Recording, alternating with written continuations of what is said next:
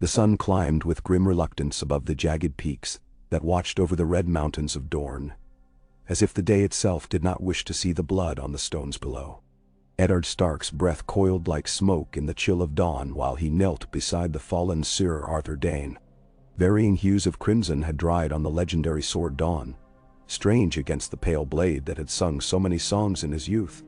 Ned's hand, still shaking from the clash, closed around a scrap of vellum clutched in Dayne's final grip.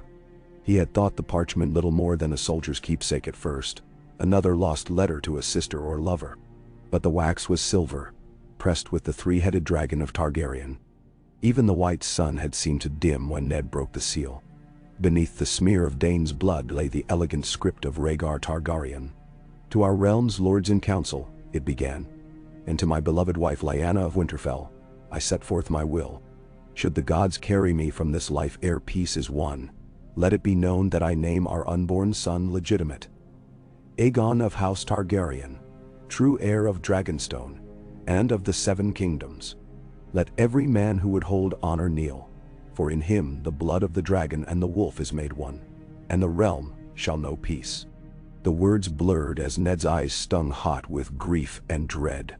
Lyanna lay dying only steps away within the tower, and Robert Baratheon, victor by right of conquest, would never bow to any Targaryen babe, much less the son begotten in what the realm believed a foul seduction.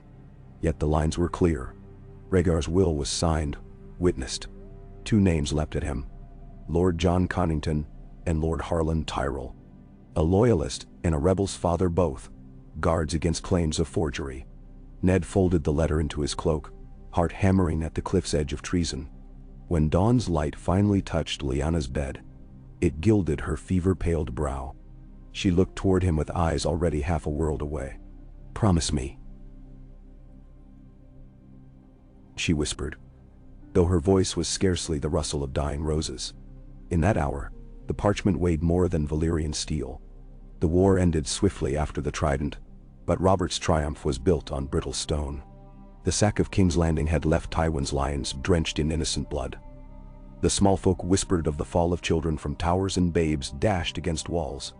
Yet Robert laughed loud with wine when Tywin's courtiers knelt, and louder still when he laid the sword of Aerys on the Iron Throne in place of the Mad King's corpse. Ned Stark arrived 2 days behind the news of victory, carrying the scent of desert wind and the hush of secrets. He offered Robert little comfort. The Targaryen princesses had fled across the narrow sea. The battlefields needed men of justice, not vengeance. But Robert was drunk on victory, and drunk on wine besides, and he dragged Ned to the cellars for yet more celebration. Only at the third turning of the hourglass did Ned speak of Lyanna's passing. The thunder of Robert's grief shook the vaulted stone. Ned had never known a man to weep with such fury, yet the tears forged no softer metal in the Storm Lord's soul. Even in grief, Robert cursed Dragonspawn with a voice like storm-racked cliffs. So Ned said nothing of the parchment. Varys sent storms long before they broke over the throne room. The eunuch spiders whispered of a maester carrying a silver-sealed letter north to Winterfell, only to vanish upon the King's Road. They whispered too of a parchment glimpsed in the hands of Eddard Stark on the Dragonskull stairs beneath the Red Keep. Words, Varys murmured in the soft candlelight of his little chamber, can be sharper than Valyrian steel, and far more patient. He set quills scratching, sending cryptic birds east and south. "Let loyal hearts know," he wrote, "that the prince's final decree yet lives. Let the realm recall its lawful heir." Then he folded his hands, eyes glittering like two black pearls behind heavy lids, and waited for the pieces to move. Months passed. Gone. The babe Ned named after his foster father grew under the whispering trees of Winterfell, swaddled in secrecy. Catelyn's gaze lingered on the child with a pain Ned could neither ease nor explain. Yet even the snow could not bury a dragon's ember. Rumors seeped south on merchant tongues. The last Targaryen prince lived. Some claimed sailors had smuggled him to Braavos, others that he glittered beneath the waves with mermaids. But one tale, the most dangerous, spoke of a quarry-eyed infant at Winterfell, beloved of the old gods and crowned in ash-gray hair. It was Grand Maester Pycelle who finally laid the spark at Robert's feet. On a warm eve in the first spring of his reign, the king reclined amid the perfumes of the small council chamber, picking meat from a haunch of boar. "Your Grace," Pycelle intoned, "certain letters reach us from Dorne, embroidered with the dragon's seal. Word spreads that Prince Rhaegar appointed his bastard at birth and bound lords to this oath." He coughed behind a meaty fist. A bold falsehood, to be sure, yet the Dornish court it with open arms. Robert's jowl quivered. "Bastard tales. Every pub in Dorne spills over with them." Stannis said, lips thin as sword edge. "Yet tales that gain favor may breed banners before the year is out." Littlefinger lounged in his chair, turning a coin over pale fingers. If someone were to produce such a document, some lords might weigh parchment more heavily than warhammers. "Dear Stannis," his smile was a cat's yawn. "One need only recall King Aegon's conquest. The realm bent knee to words backed by dragons. Words, after all, endure long after swords go dull." Robert's mood splintered. Half scorn, half simmering dread. For the first time since the end of rebellion, his nightmares carried a child's cry rather than the howl of war. He ordered searches, arrests, a burning of rumors by decree. Ravens flew north and east, demanding the false will be delivered for royal inspection. None returned with the scroll, because the scroll lay beneath the heart tree of Winterfell, sealed once more in silver wax. Lord Jon Arryn died stricken in his bed before summer reached the Vale. His last words, "The seed is strong," left no clue to his worried wife. But Ned Stark, summoned south to fill the empty hands chair, journeyed with heavier saddlebags than any man guessed. The boy King Joffrey cavorted through the halls, all gold curls and cruelty, while Cersei's smile glided from Ned to his satchel whenever court assembled. She smelled secrets upon him as a lioness scents blood in tall grass.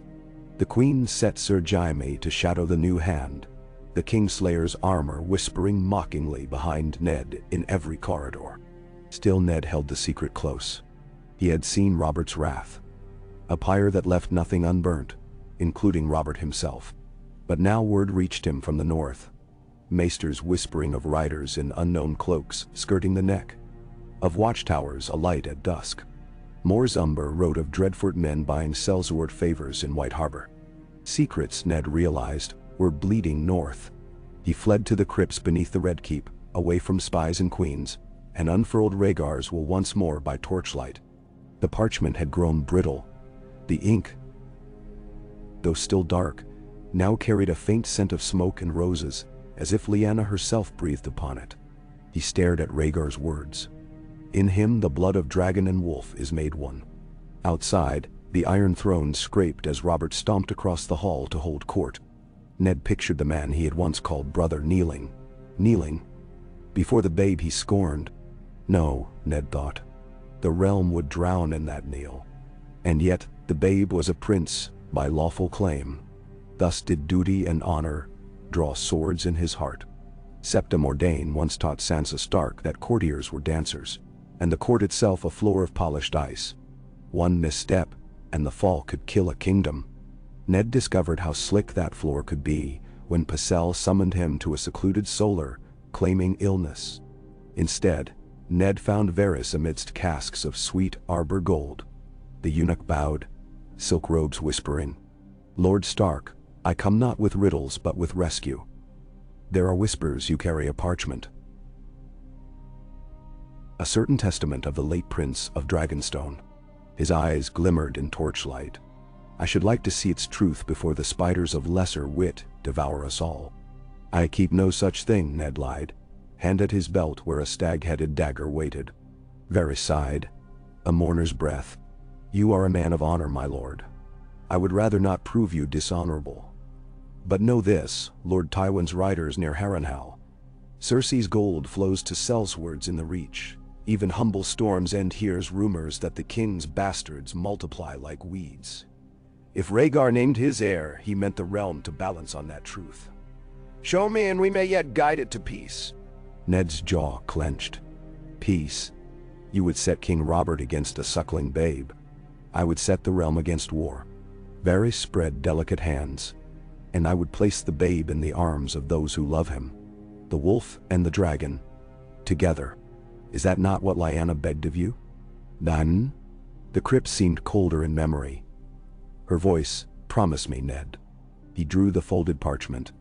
Varys accepted it with reverence, scanning the flowing Valyrian script. When at last he met Ned's eyes, the eunuch's gaze brimmed with something close to awe. The seal is unbroken. Connington and Tyrell, all witnessed. My lord, this is not rumor. This is law. It felt like the end of all things when Ned answered. Then law must bend or shatter, for Robert will never bow. But Varys only smiled a serpent's smile. Oh my lord, every man bows to something. Tywin Lannister made camp at the Blackwater with 40 banners blazing crimson. Yet it was a single raven that tipped the balance of the realm. The bird landed on his tent's finial, a scroll tied with silver ribbon. Tywin's green-gold eyes flickered as he read. He dismissed the messenger and sat in silence until the candle guttered. Sir Kevin found him thus, brow furrowed. Brother, he asked. Tywin handed over the parchment. Proof, he said. The bastard in the north is neither bastard nor northern. Kevin paled. Then Robert sits a usurper still. More than that, he sits on tinder. Tywin's hand closed around the reins of fate. If the Starks move south or the Dornish north, fire will follow. We must decide whether to quench it or let it burn our enemies. And Cersei? Tywin's gaze hardened to Valyrian steel. Our blood must endure. Whatever course I set, the lions will land on their feet. Littlefinger was always happiest when chaos rode the winds. The master of coin read Rhaegar's will with a sly laugh, and emerald eyes dancing across candlefire. Parchment dragons, he chirped, loyal as real ones and far less costly to feed. When Catelyn Stark, hostage to court intrigues, burst into his solar demanding her husband's life, be spared the queen's whisperings, Littlefinger showed her the scroll. Best you pray, my lady, he purred. For your Ned holds a dagger at Robert's throat and isn't even aware. Catelyn's face whitened. That night she penned a raven to Robb in Winterfell. Guard your brother. All my children. The ink ran as her tears fell. Robert Baratheon felt least like a king when sober. On a dawn when the air still tasted of dew, he summoned Eddard to the godswood of the Red Keep, away from ears wreathed in silk. He bore no crown, only a hunting cloak. His blue eyes were bloodshot. I hear tales, Ned, he muttered, pacing among the weirwood roots. Tales that the dragon prince named a bastard as heir. Some say you carry the proof. Ned's throat tightened. The red leaves whispered high above. Whoever spreads such tales seeks only to divide us. Divide, Robert barked, yet his voice cracked. I crushed Rhaegar on the trident, but it seems his ghost still rides me. If that babe breathes, someone will raise banners. They'll claim your honor stands with him. He stopped, meeting Ned's eyes. Tell me you have no such document. Swear it, by Lyanna's tomb. Ned opened his mouth, closed it. A lie whispered, but did not cross his lips. Instead, he drew a breath steeped in ice and sorrow. I cannot swear what isn't true. Robert's hand twitched near the pommel of his hunting knife. Then he turned away, face twisting as if struck. 7 hells, he rasped. I loved her, Ned. And now she haunts me with the dragon's song. Tears glimmered in his beard. I will not kill the babe. Gods, I've spilled enough blood for one crown. But if that paper is shown to the realm, the lords will demand I answer it. And there's but one answer. A hammer knows. Ned stepped forward. There is another answer. Lay down the hammer. Robert half laughed, half sobbed. And kneel to Rhaegar's well. To the realm's lawful king, Ned said, voice scarcely above the rustle of leaves. Aye, king who bears both dragon and wolf. Robert stared as though seeing a stranger in his oldest friend's eyes. You would have me kneel. Ned did not flinch. I would have peace, and the realm whole. The silence that followed was a wound between them. Robert at last turned and strode from the godswood, shoulders bowed under the morning sun. That night, the Iron Throne Room filled with shadows, as the king called his small council to secrecy. The great windows were shuttered. Only torches lit the pooled red marble. Ned stood arrayed against an arc of power. Cersei, Pycelle, Stannis, Renly, Littlefinger, Varys, Barristan, Selmy. On the floor between them lay the parchment, its seal broken anew. Stannis' voice rang first, stern as a judge's gavel. The law is plain. Aerys' line passes to his eldest son's heir. If the princess will legitimizes the child, the realm must bend. Else we are no better than the Mad King. Cersei's smile was poison. Spare us the lecture on law, dear brother. The realm bent to Robert's hammer long ago. Will you now tell your Stormlanders they must bow to a child suckled by wolves?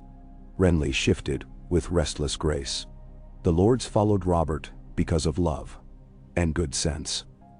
They will not love this dragon wolf unknown to them. Love matters, Varys said softly. But fear matters more. And war, most of all, has wearied them. Another crown of corpses will tip the realm into ruin. Bah!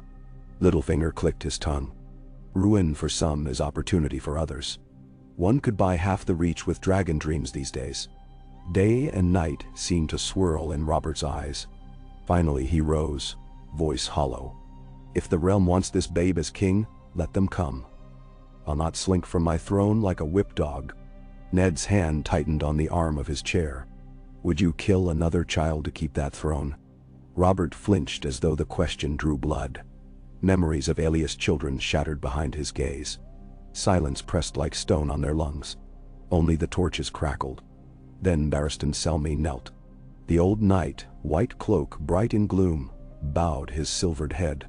Your Grace, I swore to guard and obey the crown. Yet I also swore to the realm. If lawful claim lies in this child, honor demands we protect him. I will kneel to whom the realm calls king, be it babe or battle lord. The weight of a kingdom sagged Robert's shoulders. Sir, he whispered, you served dragons all your life. I serve honor, Barristan answered, voice quiet as steel drawn in moonlight. Others knelt, Stannis with rigid reluctance, Renly after a flicker of calculation. Even Pycelle concealing his tremor beneath practiced dignity. Cersei alone stood, breath sawing, green eyes aflame. You kneel to ghosts, she spat. No babe of Lyanna's shall sit the throne while I breathe. Guards shifted as though a wind of blades had swept the hall. But Robert raised a hand. Enough. His gaze wandered upward, seeking perhaps the faces of gods who would not answer. If all the realm kneels, then the choice is made. Yet I would see this child with mine own eyes ere I yield. The iron throne loomed behind him. Jagged shadows writ across the walls like wings. Robert turned from it, heavy and old. Send for Lord Starks. For the boy. Bring him south under guard of honor, not iron. And summon the High Septon. If the gods decree, then Robert Baratheon will bend knee, because the realm deserves more than war. Now. His words fell as quietly as snow, yet they rang louder than any war horn. Cersei fled the hall in a flutter of green silk, her cries echoing like a wounded lioness. Littlefinger's smirk vanished. His eyes tallied the cost of every shifting alliance. Varys exhaled smoke-thin relief. Ned met Robert's gaze across the wide red floor. They had once laughed beside campfires on the King's Road, two boys dreaming of glory. Now they stood old before their time, bound in grief and steel. Ned bowed, not deep enough to be kneeling, but deep enough to speak of love. Thank you, brother, he murmured. Robert only nodded. In the hush of that godless throne room, the torchlight wavered on his face, and Ned saw the boy he'd followed into war. The man Lyanna had loved in other songs. Perhaps Ned dared to hope there might yet be peace. Yet peace is a sword that dulls quickly in unskilled hands. Ravens flew to Winterfell with the king's summons. But other wings beat swifter. Ravens cloaked in Lannister crimson, doves from Old Town, gulls from the free cities bearing news of a usurper's doubt. Dorne stirred like a lion yawning after a long dream. The Martells murmured that Aelius' blood might find justice through the rise of her nephew Jon.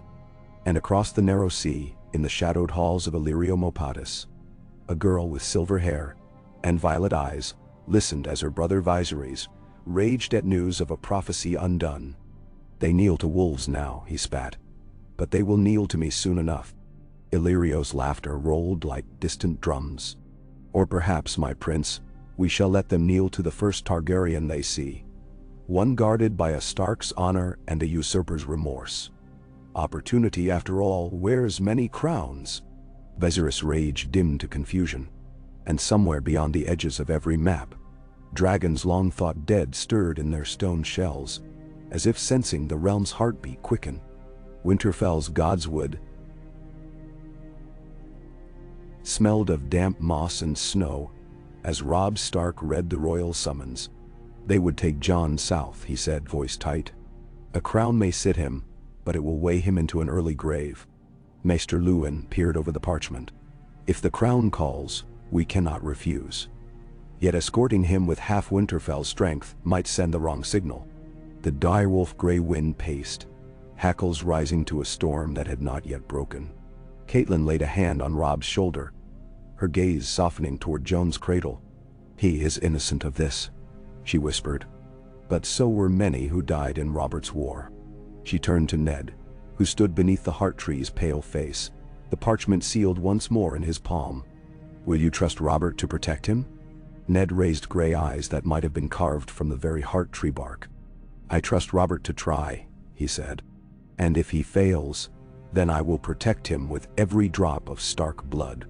Roads unspooled southward like ribbons of fading summer. Jon Snow, Jon Targaryen, though he could not speak it, nestled in a cradle of white bear fur within the wagon.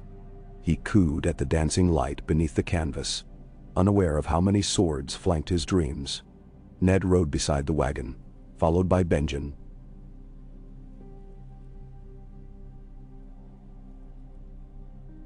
Ser Roderick and a dozen of the North's finest, their banners muted to gray. Overhead, clouds gathered, bruised with coming storm. Words spread faster than hoofbeats. "The Dragon Prince rides to claim the throne."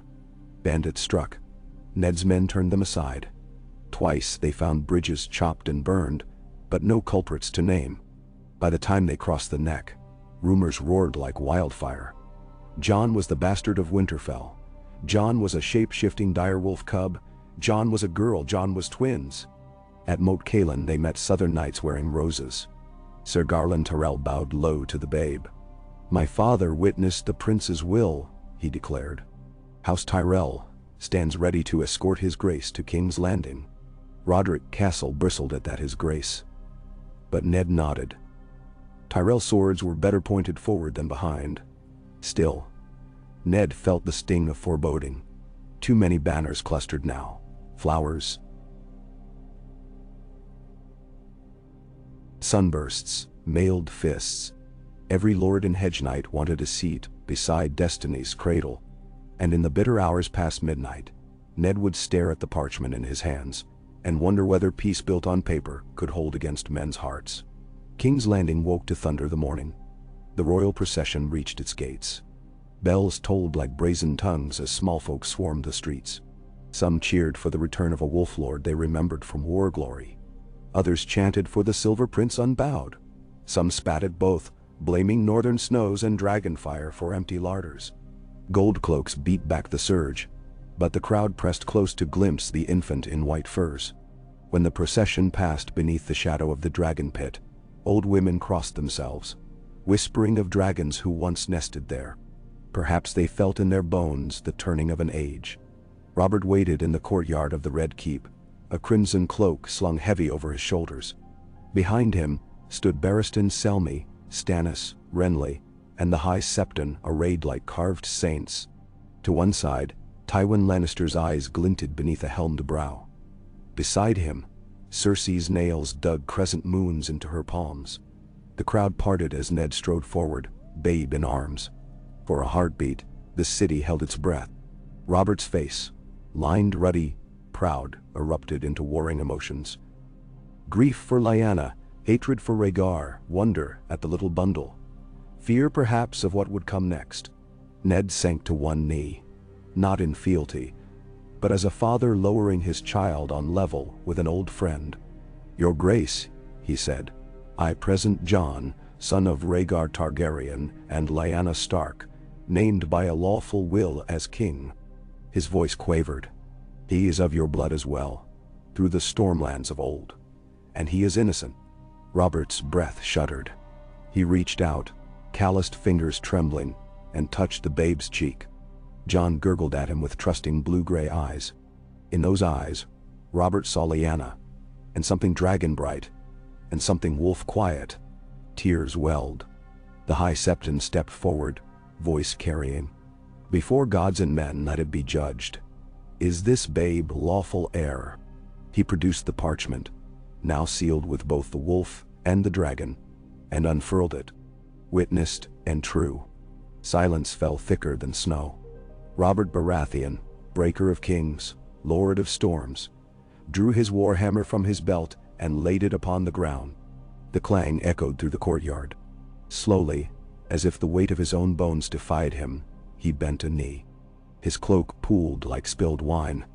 I, Robert of House Baratheon, he said, voice husky, yield crown and kingdom to Jon of House Targaryen, first of his name, true king of the Andals and the first men, until such time as he come of age. I shall serve as regent and protector, so the dragon and the stag stand guard together. He bowed his head.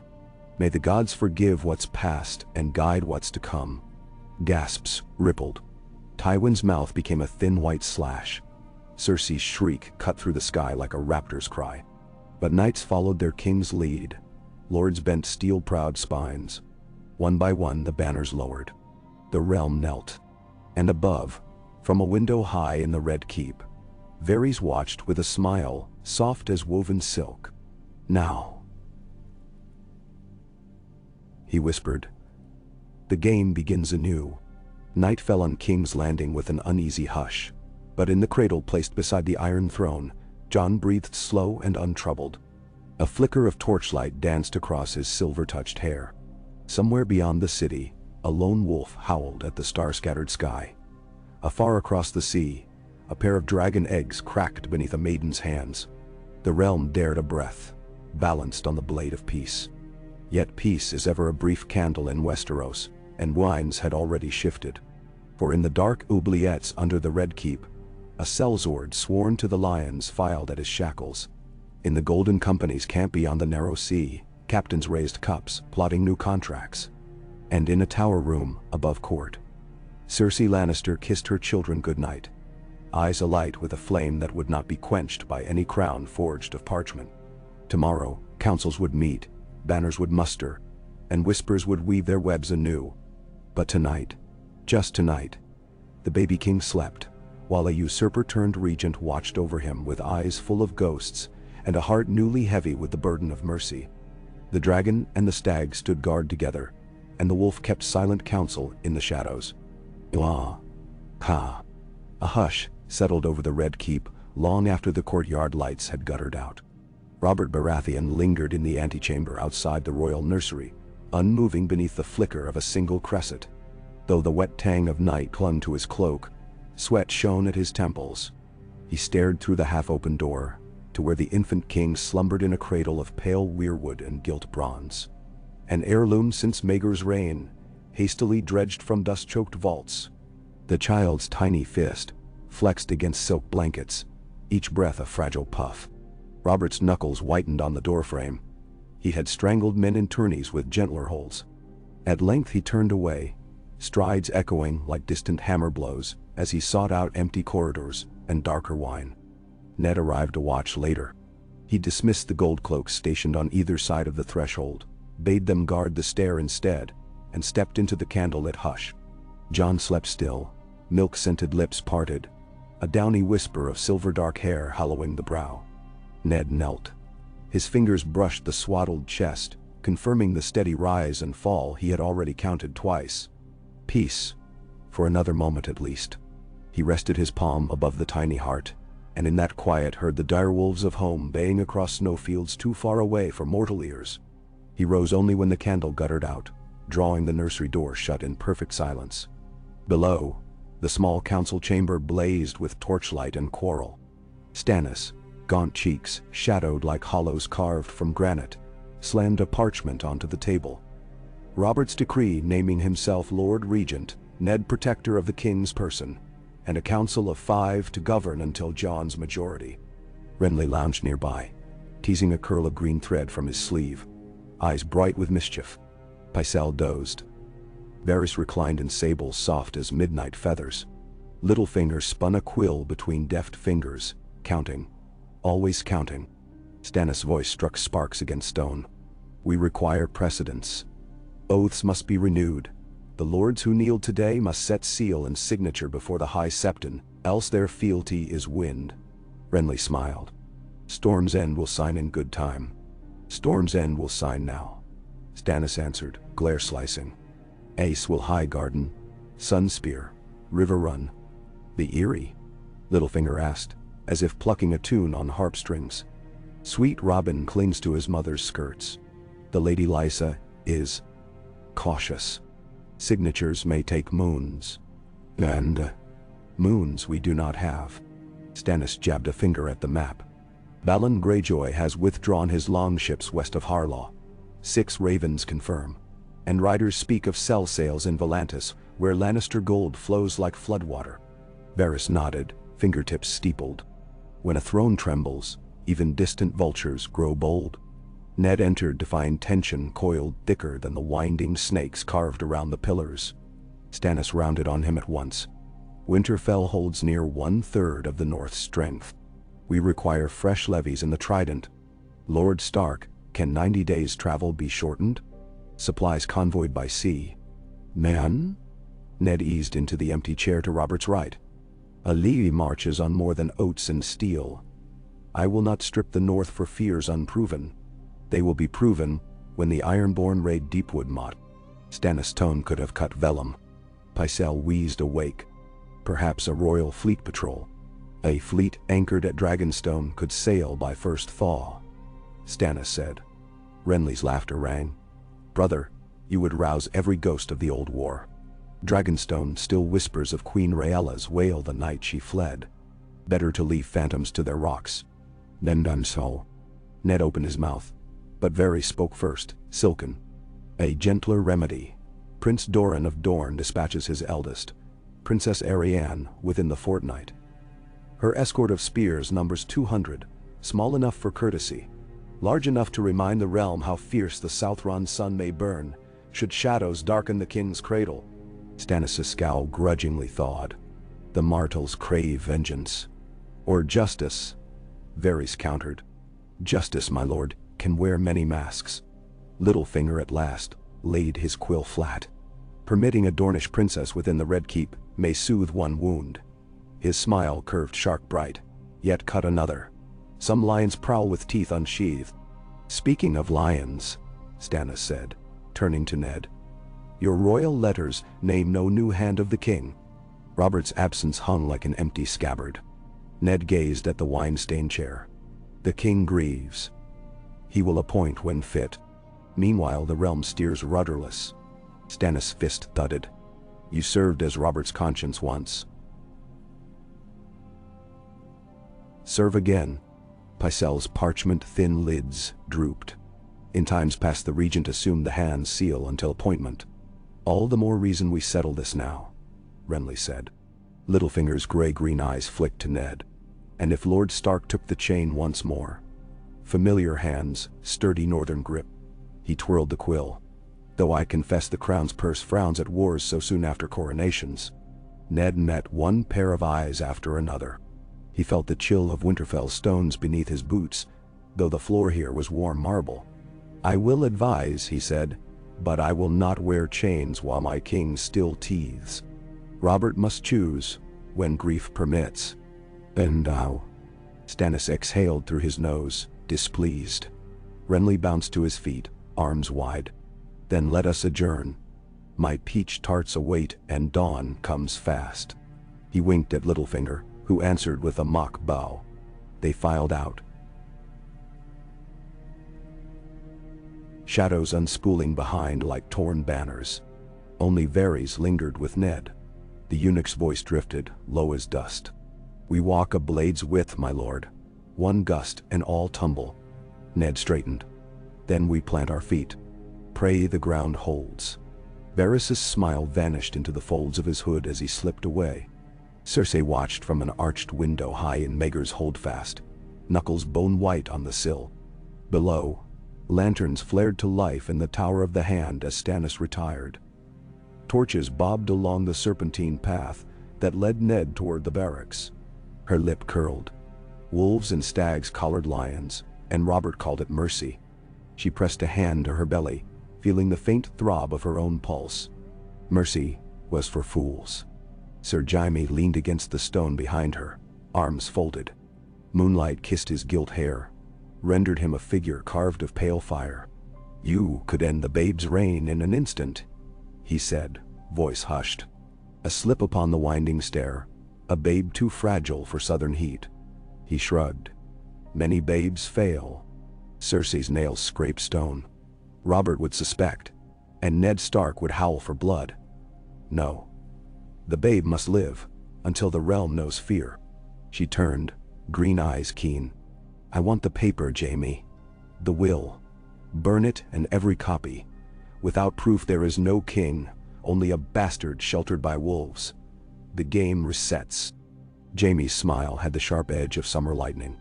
Parchment seals little when swords speak, but father plots paths less littered with corpses. He lifted a folded square of heavy stock, Tywin's hand, the seal unbroken. "We depart for Casterly Rock on the morrow." Father summons. Cersei read uncertainty in her twin's posture, rare as rust on gold. She brushed his cheek. "Go. Remind him, whose cubs carry lion's blood." Her gaze drifted again to the nursery tower. "I will remain and feed the realm honey until their tongues rot." In the nursery, old Nan, brought south at Ned's insistence, rocked gently by the hearth, humming a northern dirge about the last hero and the ice spiders. Jon gurgled at the rise and fall of her cracked lullaby. The torchlight painted her lined face golden, though outside the wind carried sea brine and spice and unfamiliar promise. Nan's fingers traced the boy's cheek with a tremor of arthritic devotion. "Dragons again," she murmured. "Yet winter always wins its turn." A soft step parted the rushes. Sansa hovered in the doorway, eyes wide as new moons. She curtsied, silk whispering. "May I?" she asked. Nan nodded. Sansa crossed, Balerion the black cat weaving about her skirts. She peered into the cradle, breath hitching. "He looks like snow falling on the water in the Godswood pond." Nan chuckled. "He looks like any babe who wants a feeding." She pressed a bottle of warmed goat milk into Sansa's hand. "Mind the tilt. Slow. A prince's patience is short." Sansa giggled, easing the nipple to Jon's searching mouth. The child latched, eyes fleets of soft gray. When his fingers curled around hers, Sansa's smile bloomed unguarded. Nan watched, ancient heart aching for days long fallen. "Remember this night," she whispered. "Peace sings quiet." Most never hear her until she's flown. South of the Blackwater, campfires pricked the vale north of Duskendale where Tywin Lannister's host had bivouacked. Inside a crimson pavilion, Tywin conferred with Kevan, Sir Adam Marbrand, and a raven-eyed sellsword from Essos whose name changed with the phase of the moon. Candles cast barbed shadows over the tables, map. "The Boy King unites north and south," Tywin began, tone colder than the wine untouched at his elbow. "Martells crawl from their scorpion holes in joy. Tyrell sent roses beneath dragon wings. Even Erin's widow pens dithyrambs to wolfish honor." His gaze cut to Kevan. "Yet each hour Robert lingers among his cups. The realm's heart slows. We need only press." The sellsword smiled thinly. "Press with coin or steel." Tywin slid a purse across the map. "Both." "Buy me names along the docks. Smugglers. Sail wardens. Ratcatchers. Any who can spirit a babe through shadows." "Nane? King's babes fetch dear prices," the sellsword said. "This will fetch a kingdom." Tywin's eyes gleamed. "Or break one or two." Marbrand stirred. Sir Jaime's absence unsettles the court. If His Grace Robert suspects Lannister treachery, he drank a river to drown guilt, Tywin replied. His remorse serves me. He tapped Casterly Rock on the map. Dead. Jaime indignant. Cersei caged, Tyrion overlooked.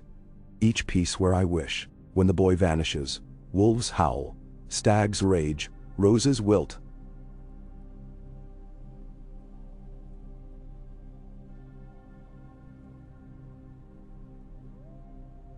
Suns scorch. Kevin frowned. And if the wolves guard well? Even the savviest hound cannot watch every burrow. We strike through unlooked-for holes. Tywin turned the purse once, silver spilling like moon tears. Find me the hole. Across the narrow sea, candles drip in the manse of Illyrio Mopatis. Daenerys Targaryen paced, veils swirling like frightened moths. Viserys sprawled in a cushioned divan, wine staining his mouth. They kneel to a wolf, he spat. False kneeling. The realm belongs to me. Daenerys' slender shoulders bowed beneath worry not yet 20 moons old. Perhaps this Jon is our kin. If he holds the throne, we need not. Viserys surged upright, goblet sloshing. Need not? You would cede my birthright to some snow-spawn half-breed. I am the dragon. Illyrio's rings clinked as he folded plump hands. A dragon may have many heads, my prince. One crowned in Westeros could ease your passage home, not hinder it. His soft smile gleamed. Accidents bloom in courts like roses in spring. Should the babe fail, the realm would welcome the true dragon exiled so long. Viserys glared, yet some calculation flickered behind amethyst eyes. Daenerys rubbed a thumb over the egg cradled in her palms, its black scales warm despite the cool air. In the shell's depths, something shifted, ancient and alive. She wondered which songs traveled faster, ravens' wings, or the heartbeat of dragons. At Dragonstone, sea winds keened through broken halls where Stannis Baratheon once brooded. Lord Clytus Estermont met Davos Seaworth beneath the giant stone dragon's throat. Moonlight poured over surf and basalt. Davos knelt. My lord, the fleet stands ready. 10 more galleys, 5 cogs, 3 dromons under sail at storm's end. Then? Stannis nodded, eyes hooded. And the king? In mourning still. Davos hesitated. But he means to lead an embassy to River Run come harvest, to seal alliances. Stannis' lips flattened. He leaves the capital to bumble through Tully feasts while Cersei plots. Fool! He turned to the dark sea, jaw clenched. If Robert will not act, I must. The realm's honor hinges on a babe kept by vipers. Davos dared a step closer. Many good men watch him. Lord Stark. Barristan taught. Lindawan. Good men drown in treacherous tides. Wind whipped Stannis' cloak forward like a shadow's wing. Prepare sails. We depart within the fortnight. Dragonstone will garrison the Blackwater. My claim by right, my duty by law. Your duty is regent, Davos said softly. Stannis did not answer. Below them, waves flung themselves against volcanic cliffs. Their roar swallowed the rest. In the Tower of the Hand, Ned brushed a quill across parchment, meant for Maester Luwin. Edicts concerning winter grain, new blacksmith apprentices, and a request for 10 barrels of northern peat ash to temper the swords of Jon's future Kingsguard. Outside his window, dawn split the eastern sky with rose and gold. Anxious, unlovely thoughts prowled his skull. Cersei's vanishings at odd hours, Robert's cups overturned, Varys' kindly lies, Littlefinger's quicksilver smiles. He reached for Rhaegar's will, now locked within an ironwood chest beneath his bed, and felt the weight of each heartbeat in the realm. He could not guard against every shadow, but he could hold his sword where honor pointed. He signed the letter, sealed it with direwolf wax, and prayed the wind-favored ravens winging home. A tap at his door. Ser Barristan entered, helm beneath his arm. Lord Stark. The king bids you ride at midday. A progress to River Run, as announced. Ned frowned. Dangerous, with tensions as they are. Dangerous indeed, the old knight agreed. Which is why his grace requires your counsel at his side. And the king? Ned asked. Will he travel sober? Barristan's eyes betrayed a flicker of sorrow. We may hope. Ned exhaled. The babe cannot journey. Winterfell men will guard him here. A king's guard shall remain, Barristan promised. Myself, if you wish. Ned clasped Barristan's pauldron. I trust your blade, and your heart, sir. Barristan bowed. Ned's gaze slid past him to the courtyard where grooms readied horses and sigils fluttered buoyant upon a budding breeze. Progress. Forward motion. Wheels turning even as winter clouds gathered beyond the horizon. The Dornish procession arrived 3 days later, banners of red sun and golden spear rippling along the Roserad. Princess Arianne rode at its head atop a chestnut mare. Skin copper-warm, dark ringlets tied back with a braid of crimson silk. Her eyes held mirth and calculation in equal measure as she bowed before the Iron Throne. Robes of orange and lavender swirling about ankles dusted by the long road. Robert inclined his head, forced courtesy muffling the creak of his own resentment. Arianne addressed the court in a voice like desert wine, sweet heat laced with grit. Dorne rejoices that peace may yet bind the 7 kingdoms. I bring gifts of pomegranates and figs, and a cradle of teak and jade for his grace, carved by the orphan carpenters of Sunspear. May it outlast every storm. Cersei watched from the gallery, lips thin, fingers drumming. The princess's presence drew eyes and hearts away from her own.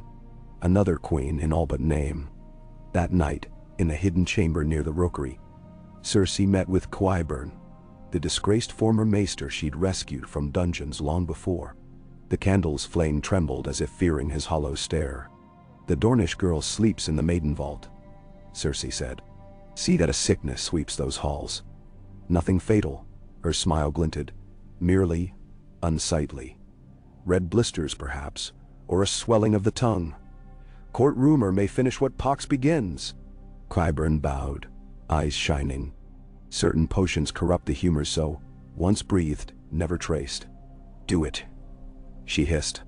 And ready a tonic for my sweet Robert. Less wine these nights? I'd not have him rouse long enough to spoil my plans. Qyburn's grave nods sealed the pact. Shadows swallowed him as he departed, leaving Cersei alone with the quiet throb of her own heartbeat. Revenge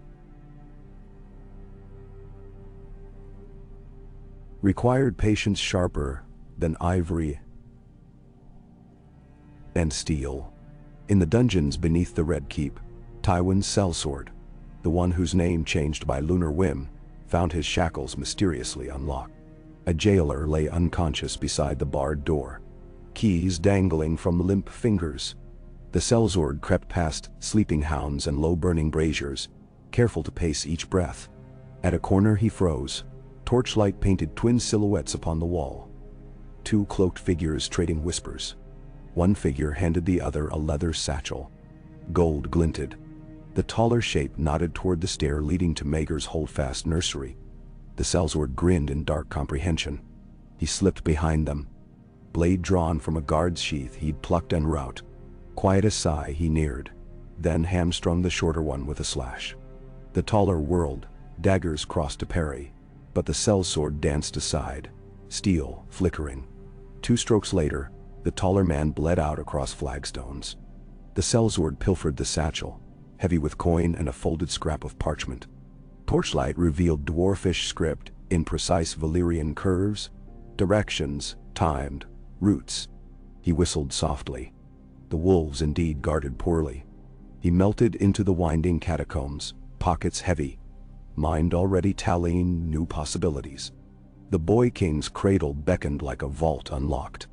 Atop the wall, far to the north, Jon's half-uncle Benjen Stark watched cold dawn bleed, pale blue over endless ice fields. Ravens flapped frantic above the forest canopy. The wood felt restless, alive. Rangers returned with tales of villages abandoned, animals flayed yet uneaten, trees that bled black sap when struck. Something rose beyond man's sight. Benjen's breath frosted. He thought of his nephew, king of 1,000 miles he had never seen.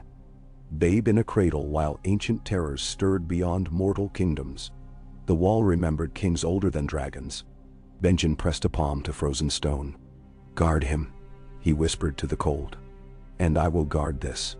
The wind carried his words south, faint as snow dust. Somewhere in King's Landing the babe shivered in sleep. Robert's progress rolled west with banners snapping over fields of ripening wheat, the riverlands calm deceptive. Ned rode at the king's side. Behind clattered the royal escort. Renly in bright green mail, stark men under the direwolf. A dozen guards in crimson cloaks, loaned by Cersei for appearances. Peasants lined the roads to gape, some cheering, some staring hollow-eyed. Robert favored them coins and jests in equal measure. Yet nights found him silent, staring into campfires where bacon grease hissed like angry ghosts. On the fourth evening, ale halls of Derry welcomed them with vintage strong as memory. Robert drank until midnight, then swayed to Ned's tent, face blotched by drink and shame. "I failed her, Ned," he slurred. Failed all. What was the war for if not to lay ghosts? He collapsed onto a travel settle, helms rolling aside. Ned knelt, easing the king's wine-heavy head upright that he might better breathe. "Lyanna rides behind every choice still," he said softly. "Yet choices remain." Robert's eyes brimmed. "I would be good regent, old friend, yet my hands remember only war." "Teach me peace, Ned." "You taught yourself first at that courtyard," Ned answered. Kneeling took more courage than any hammer swing. He fetched water, forced Robert to drink. "We begin again each dawn." Robert's laugh cracked, half sob.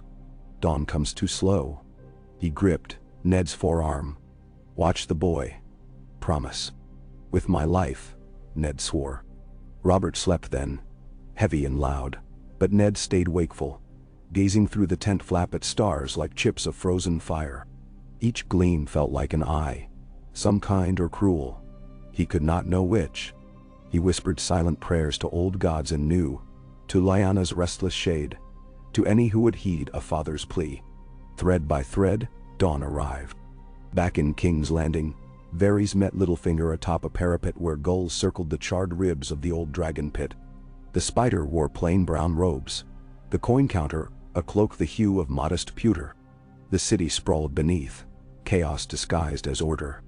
"Whispers tell of gold changing hands," Varys said. "Gaze on distant masts rocking in the harbor." Rats scurried toward the nursery.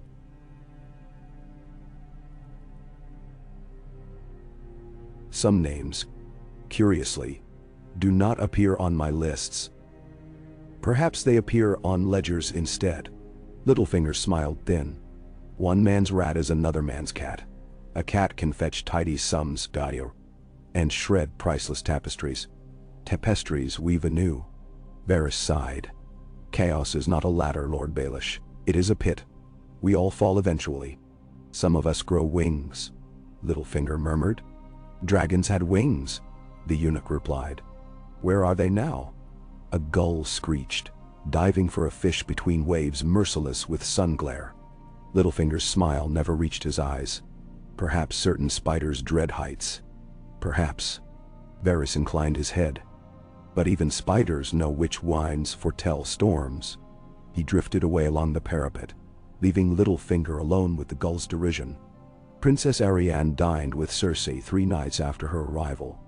A delicate war waged with smiles and carefully placed compliments. Courses paraded: lemon-roof trout, stuffed duck with apricot, pepper cakes. Cersei praised Dornish silk. Arianne extolled Lannister gold. Servants poured summer wine that smelled of blooming vengeance. When conversation turned to children, Arianne's lashes lowered in mock demureness. "The prince is a marvel. So strong for one so young. My nurses say his first teeth will break any day." Cersei's goblet paused. "Strange. Grand Maester Pycelle notes no swelling gums." "Desk." Arianne sipped. Maesters bore easily of women's wisdom. Cersei set her cup down too gently. "Indeed. Men oft overstep." "Bender Wantan." Arianne smiled wider. "We women must guide from shadows, lest men burn themselves on crowns." Eyes locked across polished oak, roses and vipers entwined. Somewhere deep inside Cersei, A small part marveled at the Dornish woman's poise. The rest plotted the depth of holes into which such poise might vanish. That same hour, the sellsword with the shifting name oiled hinges beneath the nursery's servant door. Qyburn's concoction had induced a fever among the guard captain. 2 sentries doubled over with gut pain. Only Sir Aerys Oakhart of the Kingsguard stood within, white cloak pristine, sword at his hip. The sellsword timed breaths, studied footfalls. When Oakhart turned for his hourly check of the window latch, a dart sang from the darkness, striking his neck below the ear. The knight's hand jerked, then sagged. He folded soundless to the rushes. The sellsword advanced. Slippered feet silent. He lifted the babe, bundled quick. Jon stirred, but the drug cloth pressed to his nostrils sent him into velvet oblivion. The sellsword tucked the child inside a hempen pack lined with lamb's wool, laced it, and crept back into corridor gloom. He navigated servants' passages, emerging beneath the rookery's spiral stair. A nunkler's hoot echoed overhead. The sellsword reached for the latch. A blade slid against his throat. Sir Barristan Selmy stood behind, old eyes colder than moonlit iron. "Unhand the king." The words carried dead calm. The sellsword froze. "Gold can. Gold is dross." Barristan's sword kissed deeper. "Place him upon the floor." Slowly, the sellsword lowered the pack. Barristan's boot pinned the thief's hand. One twist. Bone cracked. The sellsword hissed. Steel flashed. Barristan's pommel scythed into temple. The man crumpled. Barristan knelt, unlaced the pack, heart hammering like a young squire's. Jon slept, lips parted, unscathed. Relief near undid the old knight. He cradled the tiny form, tucking the lamb's wool snug. Footsteps thundered. Roderick Castle barreled from the stair, mustering guards. "Another?" Roderick barked, ceasing the unconscious thief. "Alive," Barristan ordered. "Interrogate him before Tywin's spies claim his tongue." Roderick hauled the sellsword up by ruined wrist, expression grim. Barristan carried Jon back toward the nursery, every torch whispering what could have been. The king's first breath upon waking that coming dawn would carry no knowledge of how near the abyss had yawned. Robert's progress reached River Run to feasts of trout and harp music, yet rumor galloped faster than couriers. A Lannister plot foiled, Kingsguard blades red, Tywin's host near Harrenhal startled into retreat. Ned had received the raven in Tully Hall, and felt knees weaken. He read the words twice. Robert watched, uneasy. "Killed?" the king asked. "Injured," Ned answered. Sir Barristan spared him for questions. Robert swore. "Cersei said nothing before I left." Ned folded the letter. "Perhaps she wished not to worry you." Robert groaned. "With queens like these, who needs enemies? Enemies appear eager regardless." Ned eyed fish sigil banners swirling in courtyard breeze. Somewhere, far above earthbound concerns, the sky gnarled with darkening cloud. "We must return." Robert nodded. "At first light. If Tywin's hand guided the knife, he'll feel my hammer soon enough." Mentor Trau. Ned touched the sword at his hip, remembered Arthur Dayne's blood, remembered Lyanna's final whisper. He prayed Robert's hammer would not shatter everything peace had barely begun to shape. Sir Jaime reached Casterly Rock that same dusk, sea winds rippling his crimson cloak. Within the rock's lion-maw gate, torches illuminated gilded columns and marble floors veined like old blood. Tyrion awaited at the main stair, tugging a lace cuff. "Brother," Tyrion said, forcing a grin. "Father's in the Hall of Echoes, rattling chains at ghosts. Best hurry before he bottles them." Jaime managed a wry smile. "I'll fetch a corkscrew." He descended marble corridors lined with lion statues, their eyes seeming to track his steps. Tywin stood at the far end of the long hall, a massive map spread beneath lamp glow. "Kingslayer," Tywin greeted without turning. "Report." Jaime detailed Robert's Kneel, the Regency, the creeping spiderweb of alliances, omitting only his sister's plans. Tywin's face never shifted, though veins pulsed at his temple. When Jaime finished, Tywin tapped the map. The realm gambles its future on an infant with no house yet to his name. We shall give him a name. Lannister. He looked up. You will marry the Queen Dowager. Jaime's breath punched out. The faith forbids. The faith bows to necessity. A dispensation will be purchased. Robert will be shamed into acquiescence or hammered. Tywin said, failing that, we shall remove impediments. Jaime stared, the weight of oaths warring with the coil of long-hidden love.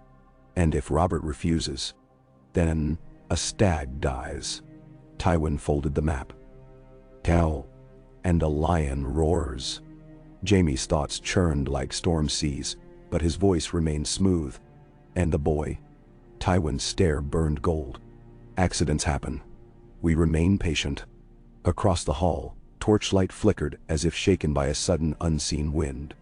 In King's Landing, Cersei stood before the Iron Throne, fingers tracing the jagged seat. Moonlight fell through windows high above, painting silver over steel. Qyburn's reports filled her mind. Barristan's vigilance, the sellsword interrogated but unwilling to speak beneath truth serums. The boy secure. Yet each failure only sharpened her will. Lioness. She whispered to the sword shadows, strike in silence. She envisioned crowns fracturing like porcelain eggs, blood sluicing down aisles of kneeling fools. Her grip tightened until a thin blade tip pierced her palm. She smiled at the sting. Blood paid for blood. Far north, Benjen Stark rode through silent woods where no birds nested.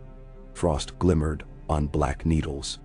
He found 3 dead wildlings near an ancient stone circle, eyes blue as frozen summer lakes, flesh unmarked, save the absence of warmth. He burned them at dusk, flames crackling brittle. Ash spiraled skyward. A warning. He wrapped his cloak tight and pressed south to Castle Black. Within the old hall, he wrote a letter by wavering lantern, ink freezing in the quill's nib. Cold moves. Prepare. Send grain, men, ravens. The wall remembers. He hesitated, added, the king must know. He sealed with black wax. The Night's Watch sigil. A raven in flight. On the king's return road, ravens crossed paths. Benjen's warning screaming overhead, while another bird carried news of the nursery attack.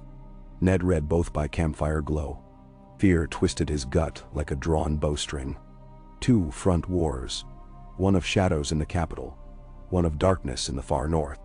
He glanced at Robert snoring beneath a velvet cloak trimmed in ermine, wine bottle still clutched in slack hand. Ned banked the fire, stared into embers where visions danced. Catelyn's face, Robb's pride, Arya's fierce scowl, sends a sigh of delight at a newborn's grasp.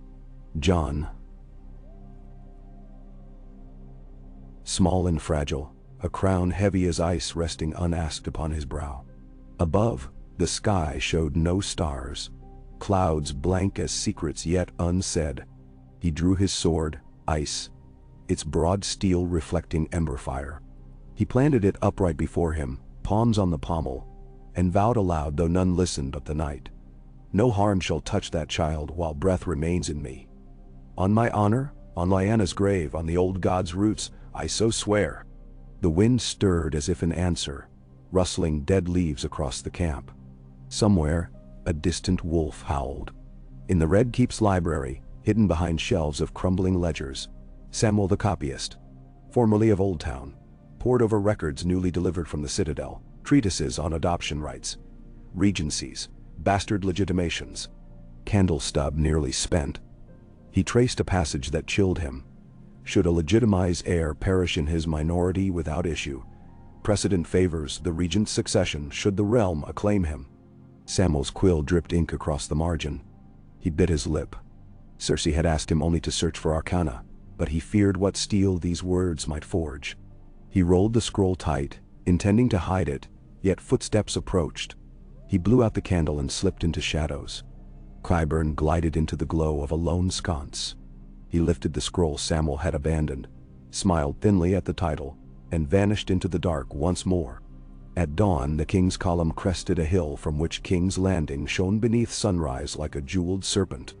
Smoke plumed lazily from chimneys, masts swayed at anchor, The dragon pit bones clawed the sky. Yet Ned sensed unease. Banners drooped listless, despite a fair breeze. Gates ahead bristled with fresh spears. Robert nudged his destrier alongside. Home, at last. Ned swallowed. A home besieged by whispers. Robert grunted. I'll hammer whispers, old friend. Behind, Renly rode laughing with Mark Mullendore, and Harold Harding, jesting of river-run maids. Stannis Stern uttered to Maester Cresson on matters of garrison accounts. Gendry among squires guided pack-horses, unaware of royal blood wending through his veins.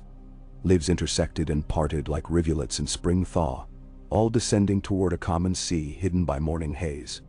As the gates yawned wide, Ned felt the wind shift. From somewhere inland, the taste of snow crept into warm air. From the ocean, salt and kelp whispered of ancient depths. Overhead, a lone raven cawed thrice, wheeled, and swept beyond rooftops. Within the city walls, fate sharpened her shears. A council assembled by nightfall. Robert, bleary but sober, heard Barristan recount the attempt. The sellsword named Kutchak or Merrick or Brune, depending on coin, confessed only to a Lannister intermediary whose features he never saw. Robert's fury shook cup from hand. He slammed fist upon oak. Lion's den, he growled. Eyes slid to Sir Eris Oakhart, bandaged, ashamed.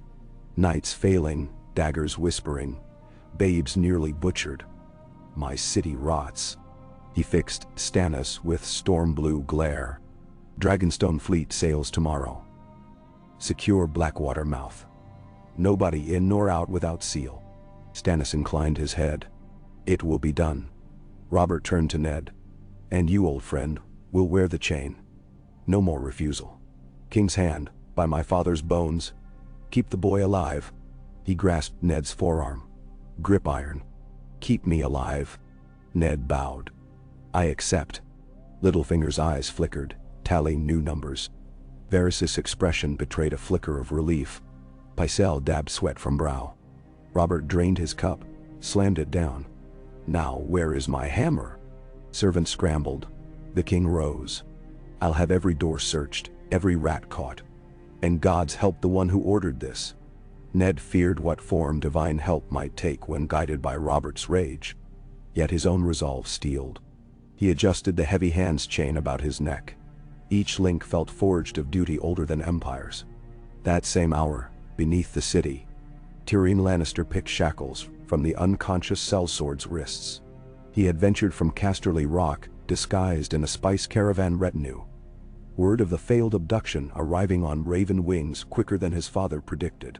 Torchlight flickered over damp walls. Tyrion crouched, studying the bloodied man. Father pays well, yet expects results. You delivered none. The sellsword spat. Lips split.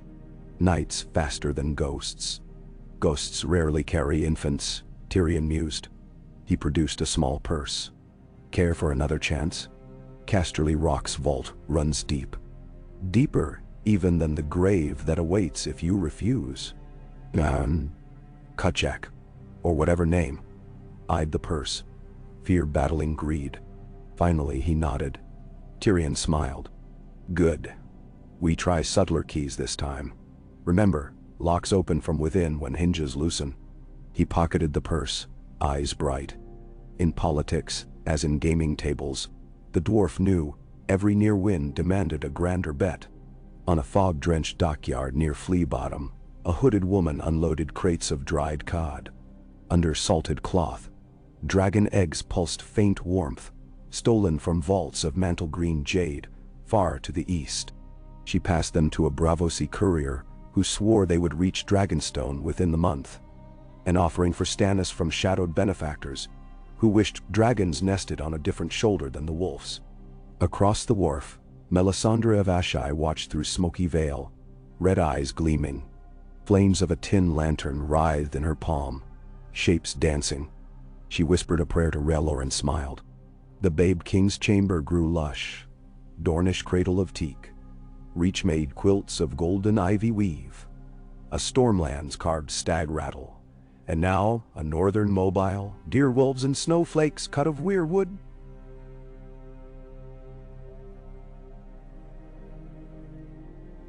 Sent by Rob. John gurgled at the spinning shapes. Old Nan cooed. Sir Barristan kept vigil. Sword across knees, unmarred, white cloak pooling. Peace for the moment, tasted of warm goat milk and lavender. Outside, ravens shrieked atop spired perches. Clouds massed, winter wrestled autumn, and men and women sharpened desires to razors. The babe slept on, ignorant sovereign over hearts bound to him by law. Love, greed, or oath. Each breath measured fragility and power in equal parts. Somewhere in the labyrinth of passages beneath the Red Keep, a tiny crack sounded as stone shifted. Perhaps settling, perhaps straining. Above, candle flames wavered though no wind stirred the air. In a far-off crypt of Winterfell, ice melted from ancient kings' beards, a single droplet striking floor with patient rhythm. Time beat, tireless, unfeeling. And the saga, unwary of endings, pressed steadily forward, 5 hours young and yet already older than the men who dared to shape it. Ka. Moonlight bled through the arrow slits of the Red Keep, pale as old bone, painting every hall in the weary hue of sleepless worries. Ned Stark trod those corridors long after bells tolled midnight, his patrol flanked by 2 silent Winterfell guards. Each room he passed felt swollen with hushes. Servants hushed their gossip, court ladies hushed their laughter, and Kingsguard recruits hushed steel practice at the echo of his boots. Yet whispers still thrummed like blood behind the walls, gathering in dim corners where a rat's sighs sounded a clarion warning. He paused outside the nursery all the same. Sir Barristan bowed faintly from the stool where he'd kept vigil since dusk, white cloak, unwrinkled. Ned entered. The air held the gentle musk of warmed milk, and the fainter iron tang memory of attempted murder. John murmured in sleep, tiny fist curled on a blanket embroidered with roses. Spears. Stags and howling deerwolves. A realm's uneasy quilt. Ned laid a hand over the babe's chest. The rise and fall steadied something inside him, though nothing outside those walls was steady at all. When he emerged, a page lingered, freckled boy in Lannister livery, and extended a folded scrap. Ned slid it. The round, dwarfish script was unmistakable.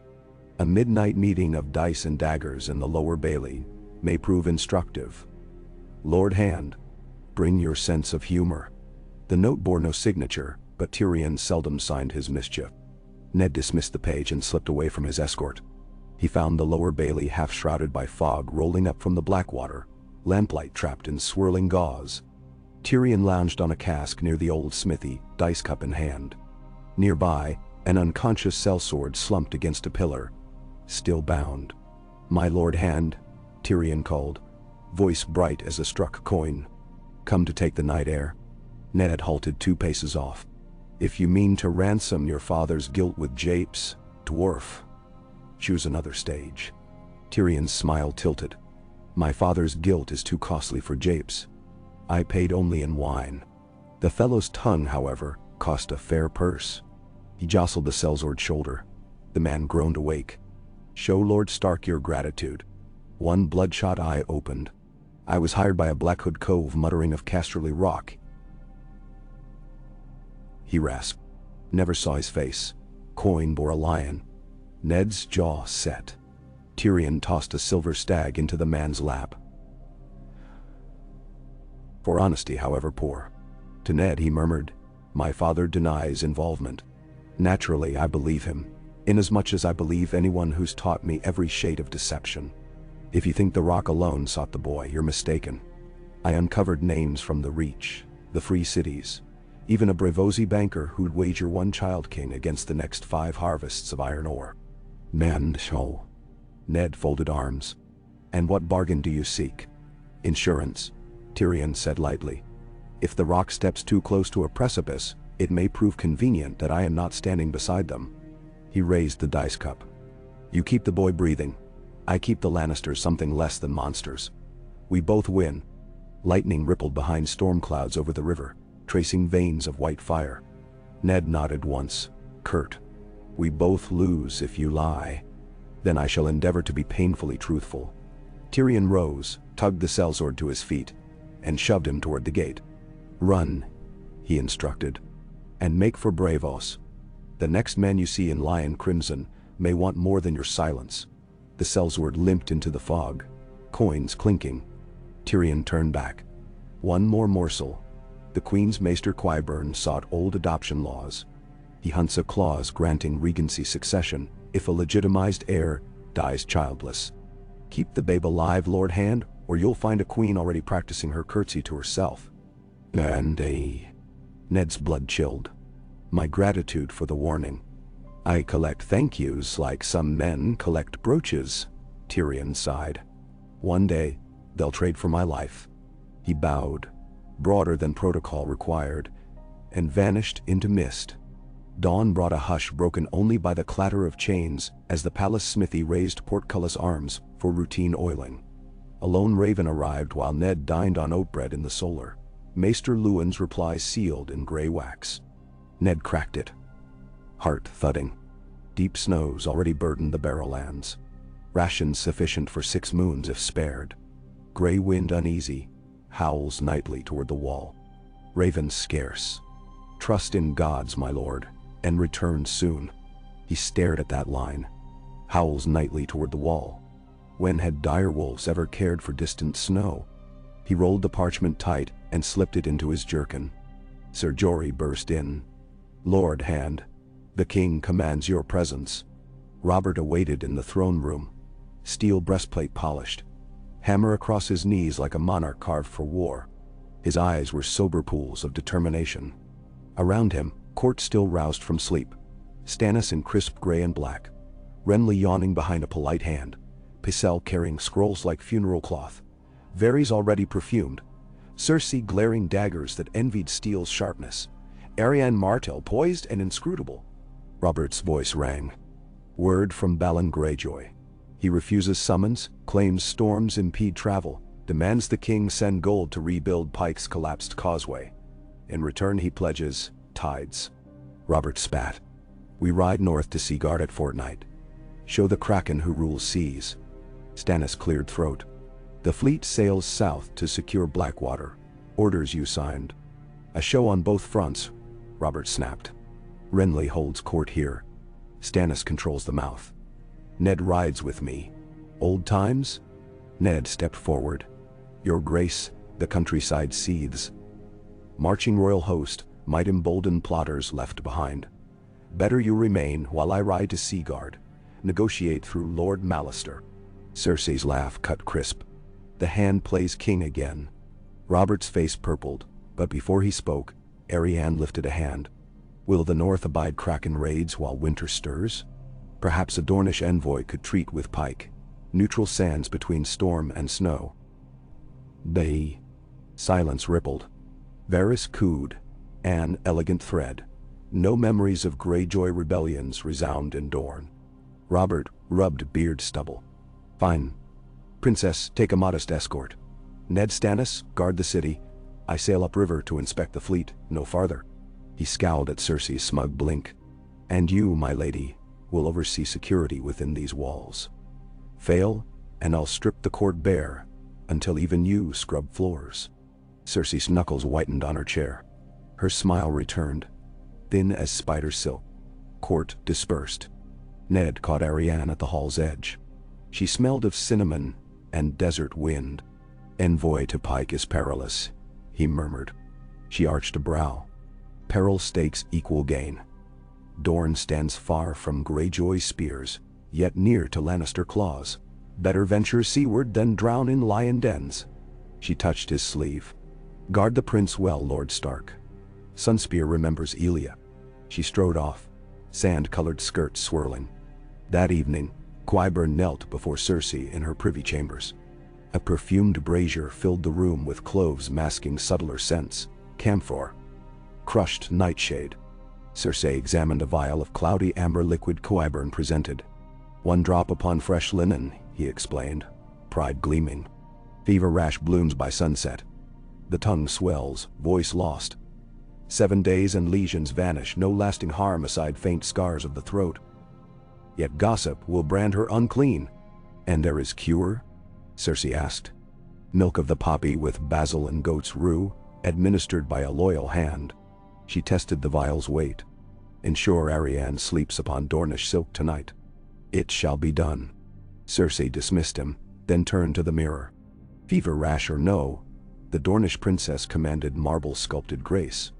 A flaw upon that skin would dim every admiring gaze. In dim glass Cersei smiled at her reflection. A smile brittle, crack-laced, and whispered, "Only one queen." Deep in Maegor's tunnels, the sellsword Kujak sat chained anew, this time in chains of gold. Tyrion's gift to irony. Varys entered, slippered feet whispering. Lantern glow revealed the prisoner's bandaged leg, bruised cheek. Varys unfurled a silk roll of tiny tools, needles, knives, heated tongs, slender as embroidery hooks. "I fear I must ask you to remember more keenly," he murmured. Memory sharpens under persuasion. Sweat sprang on Kujak's brow. He stammered names. Sir Emery Lorch delivered coin under banner of a smoking lion. Whispers of a cellar meet beneath a wine sink in Lannisport. Mention of a faceless man offered thrice his price. Varys nodded, mentally weaving threads. When at last the sellsword fainted, Varys dabbed vinegar beneath his nose and spoke softly. "One final recollection. Who opened your cell?" Kujak's eyes fluttered. Small man. Blazed doublet, green. Little fingers, color. Varys folded tools, offered the prisoner water, and stroked his hair like a child's. "You've done well." He left guards strict orders. Treat the poor soul gently, until the spider returned. At night's 3rd hour, Ned convened a secret council in the rookery's stone belly. Stannis, Barristan, Jory, and Maester Cresson, newly summoned from Dragonstone. Lantern flame fluttered as ravens croaked overhead. Stannis unfurled Benjen's letter. "The wall's warnings grow grave. If dead men walk, the crown must ready dragonglass and fire, not fleets." Cresson stroked his beard. "Dragonstone still houses such glass. Obsidian caches buried in old mines." Ned's jaw clenched. "We cannot drain the royal coffers for northern myths, while daggers flash in corridors." Barristan lifted chin. "Yet I fought at Summerhall when fire consumed the last dragons. I remember screams that were not men. If ancient powers return, skepticism is folly." Stannis tapped letter. "Jon Snow, Jon Targaryen, bears both ice and fire in blood. Some in Dragonstone's lore say such blood may wake stone dragons." Ned's stomach nodded. "You speak as the Red Priests do. Prophecy shapes perilous ruin." Cresson sighed. "Prophecy shapes fools until fulfilled. Yet no maester ignores storms building on 2 horizons. They resolve to dispatch a swift galley north bearing obsidian daggers and wildfire jars, disguised as lamp oil, along with scrolls for Maester Aemon at Castle Black. Taking such munitions south past Cersei's spies risked discovery. Stannis pledged his most loyal sea captain, Salator San, for the run. The meeting broke before dawn. Ned leaned against icy parapet, breath plume mingling with raven croaks. Below, the city stirred in pre-dawn gloom. Somewhere, children woke to hunger. Soldiers woke to fear. Lords woke to ambition. He prayed the wall might stand longer than their squabbles. Dorne's pavilion at court bustled with preparations for the sea voyage. Elaria Sand, newly arrived, fussed over Arianna's wardrobe, brushing velvet dust while scolding the princess for choosing male undergown. "You alarm sailors, love." "Alarm invites caution," Arianne replied, cinching a stiletto at her thigh. In a basin nearby, drops of amber liquid bloomed upon a white linen cloth laid by a maid on Qyburn's payroll. It soaked unnoticed among laundry. By the time trumpets heralded Arianna's departure through the Lion Gate, her throat prickled, lips tingled. She waved cheerfully to assembled courtiers, Renly Littlefinger, Cersei standing stiff as marble, and rode through, disguised unease masked by a practiced smile. She reached the docks before dizziness swayed her saddle. Healer Maester Coelho, from Sunspear, noticed first. "Princess," he murmured. She coughed, and the rasp came dry, hoarse. By dusk, Arianne burned with fever in the captain's cabin of the ship Jadeborn, the fleet still anchoring. Blisters crept her tongue, speech reduced to harsh whispers. Coelho applied lemon water and aloe salve while sending a swift rider back to the castle with a plea for specific herbs. Gossip galloped faster than the horse. The Dornish princess carried plague. Hush the gates. Cersei's cupbearer delivered news by moonrise. The queen toasted alone to careful designs blooming. At the inn of the crossroads, a gray-cloaked man nursed ale among sellswords, bragging of coming wars. His sigil hidden, he listened as two Riverlander knights spoke of Lord Hoster Tully's failing health, King Robert's anger, Tywin's secret levies, and whispers of black sails bearing Kraken banners near Fair Isle. He drained his ale, mounted a dappled horse, and spurred north. Brynden Tully's own spymaster, riding to warn River Run that storms of steel brewed over every tributary. Melisandre walked the battlements of Dragonstone in twilight gloom, red silks whipping about her ankles. Stannis marched beside, jaw clenched. "The Lord of Light shows you paths, my lady priest, yet none end with that babe upon the throne," he muttered. Melisandre's gaze flicked to the Erie's distant silhouette across dark sea. The flames reveal burdened kings. One bears shadow of stag, one of wolf dragon. "You, Lord Stannis, blaze crowned in celestial fire." She reached for his hand. "Claim what law grants. Let the realm's false peace fracture, that truth may emerge." Stannis pulled away, but his voice trembled. "Robert still breathes. The boy still breathes.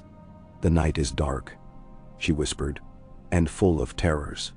R'hllor chooses champions, not children." "Then," thunder echoed across the sea. Stannis turned from her, cloak angrily snapping. Her red eyes watched him vanish down the stair. When alone, she pressed fingers to the rough parapet. Something stirred beneath the ancient stone. Heat she alone felt glimmering like heartbeats waiting in eggshells of volcanic glass. The sellsword Kutchak didn't wake for morning flogging. Guards found him stiff, eyes weeping black tears. Milk of the poppy mixed with basil and goat's rue stolen from Qyburn's stores. A clean suicide, some claimed. Varys studied the corpse and read murder drawn in the tension of jaw and pinch of nostrils. Poison to silence tongues. He arranged discreet burial, then penned 3 scrolls. One to Stannis, one to Littlefinger, one to Ned. Each contained but 3 words. The game widens. Across the narrow sea, Daenerys Targaryen dreamed of dragons screaming across a sky of red banners. She woke to find the black egg hot in her arms. Cracks vined its onyx surface, dim ember glow within. She touched it. No burn marked her skin. Viserys shrieked when she showed him, seized the egg, and hissed pain, dropping it. Illyrio Mopatis merely smiled deeper behind silk fans. At breakfast he revealed tidings. A Dornish princess stricken by plague. A child king in peril. A realm divided. When a kingdom forgets its own heart, he told them, new blood may claim it. Viserys grinned wolfishly. Daenerys traced the crack spidering through the shell, feeling warmth pulse. A heartbeat older than kings. Robb Stark trained in Winterfell's yard when the Raven arrived. Sweat beaded beneath fur collar. Armsmen froze mid-drill as Maester Luwin read the coded message. Fleet sails for the islands. Greyjoy moves. Stand ready. Guard the prince. Robb dismissed soldiers and climbed the battlements where icy wind cut heat from skin. Far south lay his brother king. Far north his uncle faced ancient wraiths, and here he stood between, bridge of a fractured realm. He ordered extra watches, crossbow strings waxed, ravens readied. The forge glowed late that night, hammers beating steel into shapes that might ward an enemy he could not yet name. Ned's dreams turned restless. He saw Lyanna in the tower again, flowers falling from her lap, petals turning to snow that melted blood red upon stone. She held out the babe, but her face blurred into Benjen's, then into Robert's, then into a skull crowned by ice. He woke before dawn with sword hand numb. Beside the bed, The ironwood chest that cradled Rhaegar's will lay ajar. Panic surged, then subsided when he saw the lock unbroken. Only the parchment inside looked oddly vibrant, ink glistening as if freshly penned. He snapped the lid shut, heart pounding like a smith's anvil.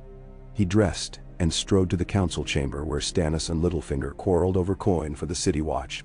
Pycelle wheezed about winter grain shortages. Varys offered lists of sell-sale captains willing to patrol Blackwater for modest sums. Renly proposed a foot race festival to raise morale. Ned hammered quills upon parchment until silence fell. "We meet crisis with unity," he said. "First, Lord Stannis commands new levies for the watch. Coin supplied through loans from the Tyrell treasuries at 3% interest, renegotiated come spring. Lord Baelish will arrange. Second, Maester Pycelle requisitions barley from Crownland's lords with compensation deferred against next year's harvest, with priority to granaries north of the Blackwater. Third, Ser Barristan recruits 3 knights of proven loyalty to join the Kingsguard at once. Fourth, messages dispatched to the Eyrie, Sunspear and Storm's End. Pledge blades to defend the legitimate king or be named traitor. Now. Renly flinched. Stannis' mouth quirked in grudging respect. Littlefinger bowed, quill already scratching. Cersei absented herself, citing illness. Ned saw only advantage. Fewer claws against the boy. Night's Watch ravens winged into King's Landing midstorm, feathers rain-drenched. Ned met the courier in the yard as lightning forked overhead. The scroll bore Maester Aemon's trembling seal. Benjen Stark lost beyond the haunted forest. Patrol missing. Dead men. Down walking. Fire and obsidian hold them. Send help. For the realm. Ned's vision blurred. Rain pounded helm crests. Thunder answered grief. He bent, fists on knees. Shards of disbelief lodged like glass. Jory steadied him. Ned straightened, face stone. Summon Lord Stannis and Sir Davos at once. We ready a convoy north. 10,000 measures grain. 100 skilled archers. Blacksmiths, masons, and every obsidian blade Dragonstone can spare. Jory hesitated. The king appointed me hand, Ned said, voice razor. And I will wield that hand for the realm's survival. Wind howled through the gate, as if roaring approval, or warning. Tywin Lannister met with 2 faceless men beneath the braziers of a Braavosi counting house, each wearing a plain, smooth guise. Golden lions clinked onto the ledger table. 1 life for each coin, whispered a mouth that might once have been a woman's. Not lives, Tywin corrected. Legacies. He handed scrolls. Diagrams of the Red Keep's nursery, schematics of the Blackwater chain. A map marking Ben Plum's discreet smuggler docks. 'Cause failure. Not blood but doubt. He stood, cloak sweeping marble. The boy must appear cursed by every corner, prompting lords to flee his shadow. Then the throne begs new savior. See it done. The faceless men counted coins thrice, then melted into lamplit haze. On the Jadeborn, the fever worsened. Arianne's eyes bloodshot, breath ragged. Her sand silk clung to damp skin. Maester Coelho begged to turn back. The captain, sworn to Martell Gold, refused without Prince's writ. They lay anchored off Crack Claw Point. Storm clouds coiled overhead like monstrous serpents. Below decks, sailors whispered of Dornish witchfire. One, a Taroshi oarsman, slipped to the hold, poured oil about the wine casks. Matches struck. Flames blossomed hungry. Within heartbeats, dark smoke vomited up ladders. Coelho carried Arianne to deck. Waves of heat battered them. Masts crackled. The captain cursed traitors as men leapt into churning water. A black sail crested horizon. Stannis' galley fury. Even from distance, its ram's figurehead glared. Longboats launched, braving burning debris. Dragonstone Marines hauled coughing survivors aboard. Coelho wept relief. Arianne, delirious, clutched Stannis' arm, whispering cracked syllables. He ordered sail back to Dragonstone for healing, His duty to Blackwater waited. The Lord of Light could spare a detour, he reasoned. Melisandre welcomed them on the volcanic isle. She laid hands upon Arianne, red gemstones glimmering. "Shadow's poison claims her," she said. "But flame cleanses." In a chamber hung with steaming cloths, she mixed tinctures of pepper oil and sour leaf, dabbed runes across Arianne's brow with scarlet paste. The princess thrashed, but by dawn her fever broke. Blisters faded to pale scars. Stannis watched, arms folded. "Magic? Faith," Melisandre murmured. "She lives to serve the coming dawn." Arianne, weak yet lucid, whispered thanks. She realized then how enemies would scour honor with disease. When strong enough to stand, she asked Stannis for quill and parchment. A letter to her father promising blood debt repaid. Ned dreamt again. This time, an endless hallway of doors. Behind each, a baby cried. He opened door after door, each cradle empty save for a single pale feather. At hall's end, a mirror reflected him wearing a strange crown of ice, jutting jagged like winter cliffs. He woke shivering despite summer blankets. A single white feather lay upon the pillow. He crushed it in shaking fist, heart hammering. How had it come? A servant's prank? A faceless warning? He ordered the chamber searched, but no sign showed. He walked the godswood garden, dripping dew from leaves like tears. There he found Sansa, reciting songs to the blooming red flowers, teaching rhyme to baby Tommen at her side, coaxed by Septa Mordain. Ned lingered, listening to his daughter's soft voice shape hope for a realm she barely grasped. He carried that hope to the war room. There, maps sprawled pinned with markers. Kraken sails west, Stark direwolf north, lion pins here and there. He pushed them aside, unfurled new parchment. A wall of ice, a sea of calm, a barn of grain, a cradle. He wrote a single phrase across top. "We fight for what must live." Sir Barristan entered, face grave. Kutchak found dead. Poison. He set a dagger on table, a slim bone blade tipped in oily sheen. Death's head venom. Only Esso's assassins craft it. Ned pinched bridge of nose. Another thread severed. And another spun, Barristan said.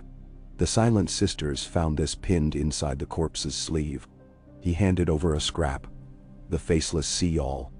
Ned burned the note above a candle. "Double guards. No one steps near the prince without my voice or yours." Barristan nodded.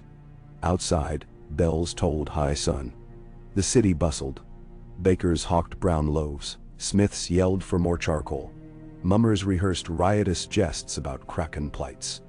Life persisted in ignorance or defiance of the poison, seeping through alleyways.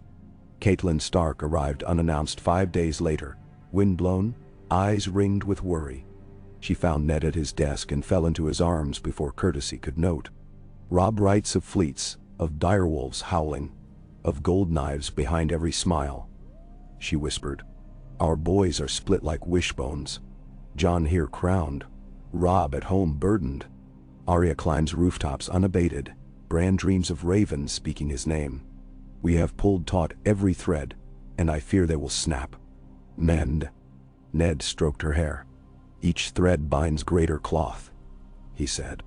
"We must weave, not let fray." They spoke long into dusklight. Cat told of diverging northern bannermen. Manderleys held fast, Boltons sharpened axes, Karstarks rode unseen. Ned vowed letters of assurance, tokens of royal favor for those loyal. She asked if Jon was safe. He led her to the nursery. Cat tensed but lowered hand to the boy's downy head. Something fragile cracked inside. Tears slid unchecked. "I lost him once to resentment," she murmured.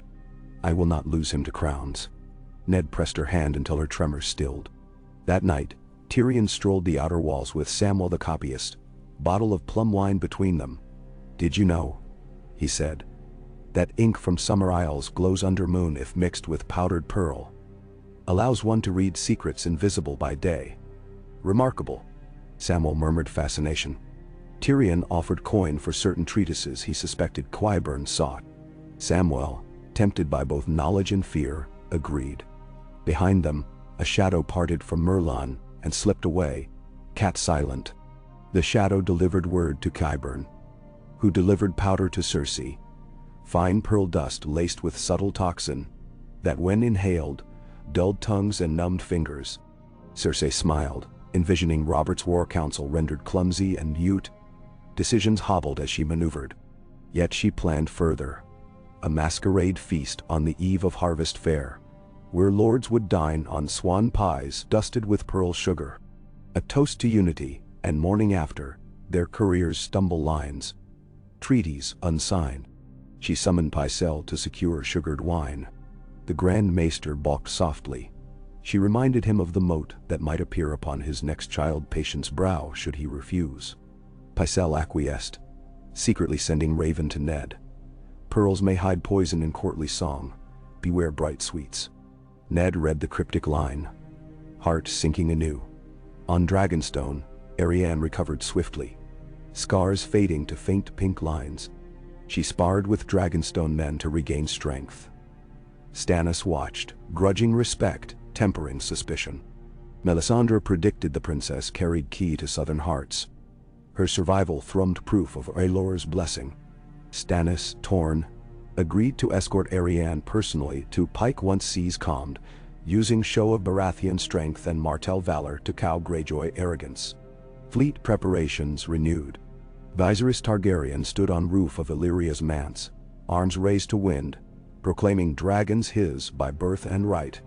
Below, Unsullied drilled, hired by Illyrio at monstrous sums. Daenerys sat in shaded courtyard, egg warm at lap. Her thoughts wandered not to throne but to cradle. Dream visions of a child with silver hair and wolf-gray eyes, a babe cooing amidst snows. She shook such fancy, yet warmth under her palms answered. Illyrio summoned sellswords across the free cities, promising plunder once Westeros fractured. Contracts filled, ships purchased. An envoy from Quaithe of the Shadow suggested sails wait for a red star to bleed over sky.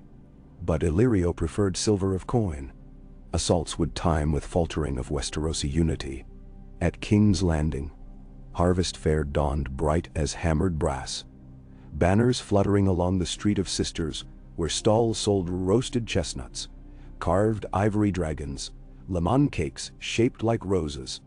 The masquerade feast prepared in ballroom lined with Myrish crystal. Musicians tuned lutes. Acrobats warmed limbs. The royal family would walk masked among subjects to show trust, or so the queen proclaimed. Ned smelled trap. He ordered tasters for every dish, doubled guard, replaced small folk wine with casks from Winterfell cellars personally watched by Stark men. Littlefinger laughed at his paranoia. Varys merely observed, hands folded. Cersei's glare bored holes in the air. Evening fell. Guests donned masks. Foxes, falcons, lions, stags, direwolves. Robert wore simple antler helm. Ned a carved direwolf face. Cersei a gilded lioness with ruby eyes. Arianne, not yet departed, surprised all by appearing in viper mask of green lacquer. Voice still raspy but steady. Music soared, dancers whirled, laughter pealed. When pearl-dusted swan pies rolled in, Ned signaled his men. Each pie sliced. Steam curling. Tasters bit first. Nothing happened. Guests devoured pastry. Cersei smirked behind porcelain. Moments later, a juggler collapsed mid-catch, colored balls rolling. A lord of the Reach gagged, clutching throat. Panic rippled, yet only those with masks shaped as birds staggered. The pearl dust hovered thick around their beaks, inhaled through carved nostrils. Others, including Robert, unaffected. Ned seized opportunity. He called healers, soothed chaos. Cersei's plan backfired. Targeted houses of Arryn, Florent, Lannister, none crucial to Ned's coalition, and suspicion quickly focused on lion crest pies, arriving first at those tables. Pycelle, trembling, confessed to Ned in private. Ned confronted Cersei quietly to avoid riot. She denied but eyes blazed guilt. He warned, one more attempt, and you face trial. Crown cannot protect a queen from Kingslayer justice. Cersei snarled, stalking off, yet fear flickered. Robert, half drunk, thanked Ned for swift action. "Brother," he said, "I'm tired of this nest. We fight battles unseen. I miss a clean enemy on bloody field." "Mendemsau. Enemies hide behind masks now," Ned said. "We must unmask them, not run to war." Robert gripped his shoulder, eyes moist. "So unmask me, Ned. Show me the king I must be." Ned promised, though dread curled. In Riverrun's bedchamber, Lord Hoster Tully coughed blood into linen. Brynden stood vigil. Maester Vyman confessed the Lord might not last the moon. Brynden ruled by proxy, dispatching messengers to Edmure and to Ned. Riverlands will stand with Crown so long as Crown defends laws. Betrayal to Child King invites ruin. Another Raven's sword. The Night's Watch convoy reached Eastwatch by the sea. 30 barrels grain, 50 obsidian knives, casks of wildfire disguised as lamp oil. Benjen remained missing. Lord Commander Jorah Mormont read the store's ledger, heavy with gratitude and fear. Even with supplies, 500 Black Brothers scarcely manned towers. He wrote Ned, "We pray supply shipments continue. Winter stands at doorstep." Attached was a weather report. Unnatural cold sags south. White owls sighted as far as Queenscrown. In King's Landing, Tyrion finally tested his glowing ink. Under full moon, hidden runes lit old council records. Tywin's covert, fund transfers, secret pardons, code names repeated. Shadow's son, Gold Rat, Rider in Grey. One line read, "Faceless contact through Banker Ferris." Tyrion whistled low. He composed a message to Ned. Unsigned yet clear. Shadows ride gold rats. He left it where only stark eyes would find. Weeks bled into one another. Cersei's pearl scheme exposed her to suspicion. She retreated, plotting deeper. Tywin's faceless agents sabotaged grain shipments near Maidenpool, blaming bandits. Riots flared. Ned rode out with City Watch, personally commanding relief, winning hearts of small folk, but draining strength. Robert's council met daily, every decree a compromise that left someone seething. Stannis' fleet at last sailed, Arianne aboard restored to poise, banners of Crown Stag and Red Sun flapping side by side. They reached Lordsport, under threat of Kraken longships. Balon Greyjoy, surprised by royal arrival, hosted grudging parley in Smoky Hall. Smelling of saltweed. Arianne, voice still husky, spoke of trade pacts between Dorne and Iron Islands if raids ceased. Stannis offered ironwood for shipbuilding, in exchange demanded hostages for peace. Theon Greyjoy among them, to serve as ward in King's Landing as proof of loyalty. Balon balked until Melisandre's small boat landed. She walked through the hall and read, eyes like embers, whispered of burning seas that might swallow Kraken, should they refuse the one true king's mercy.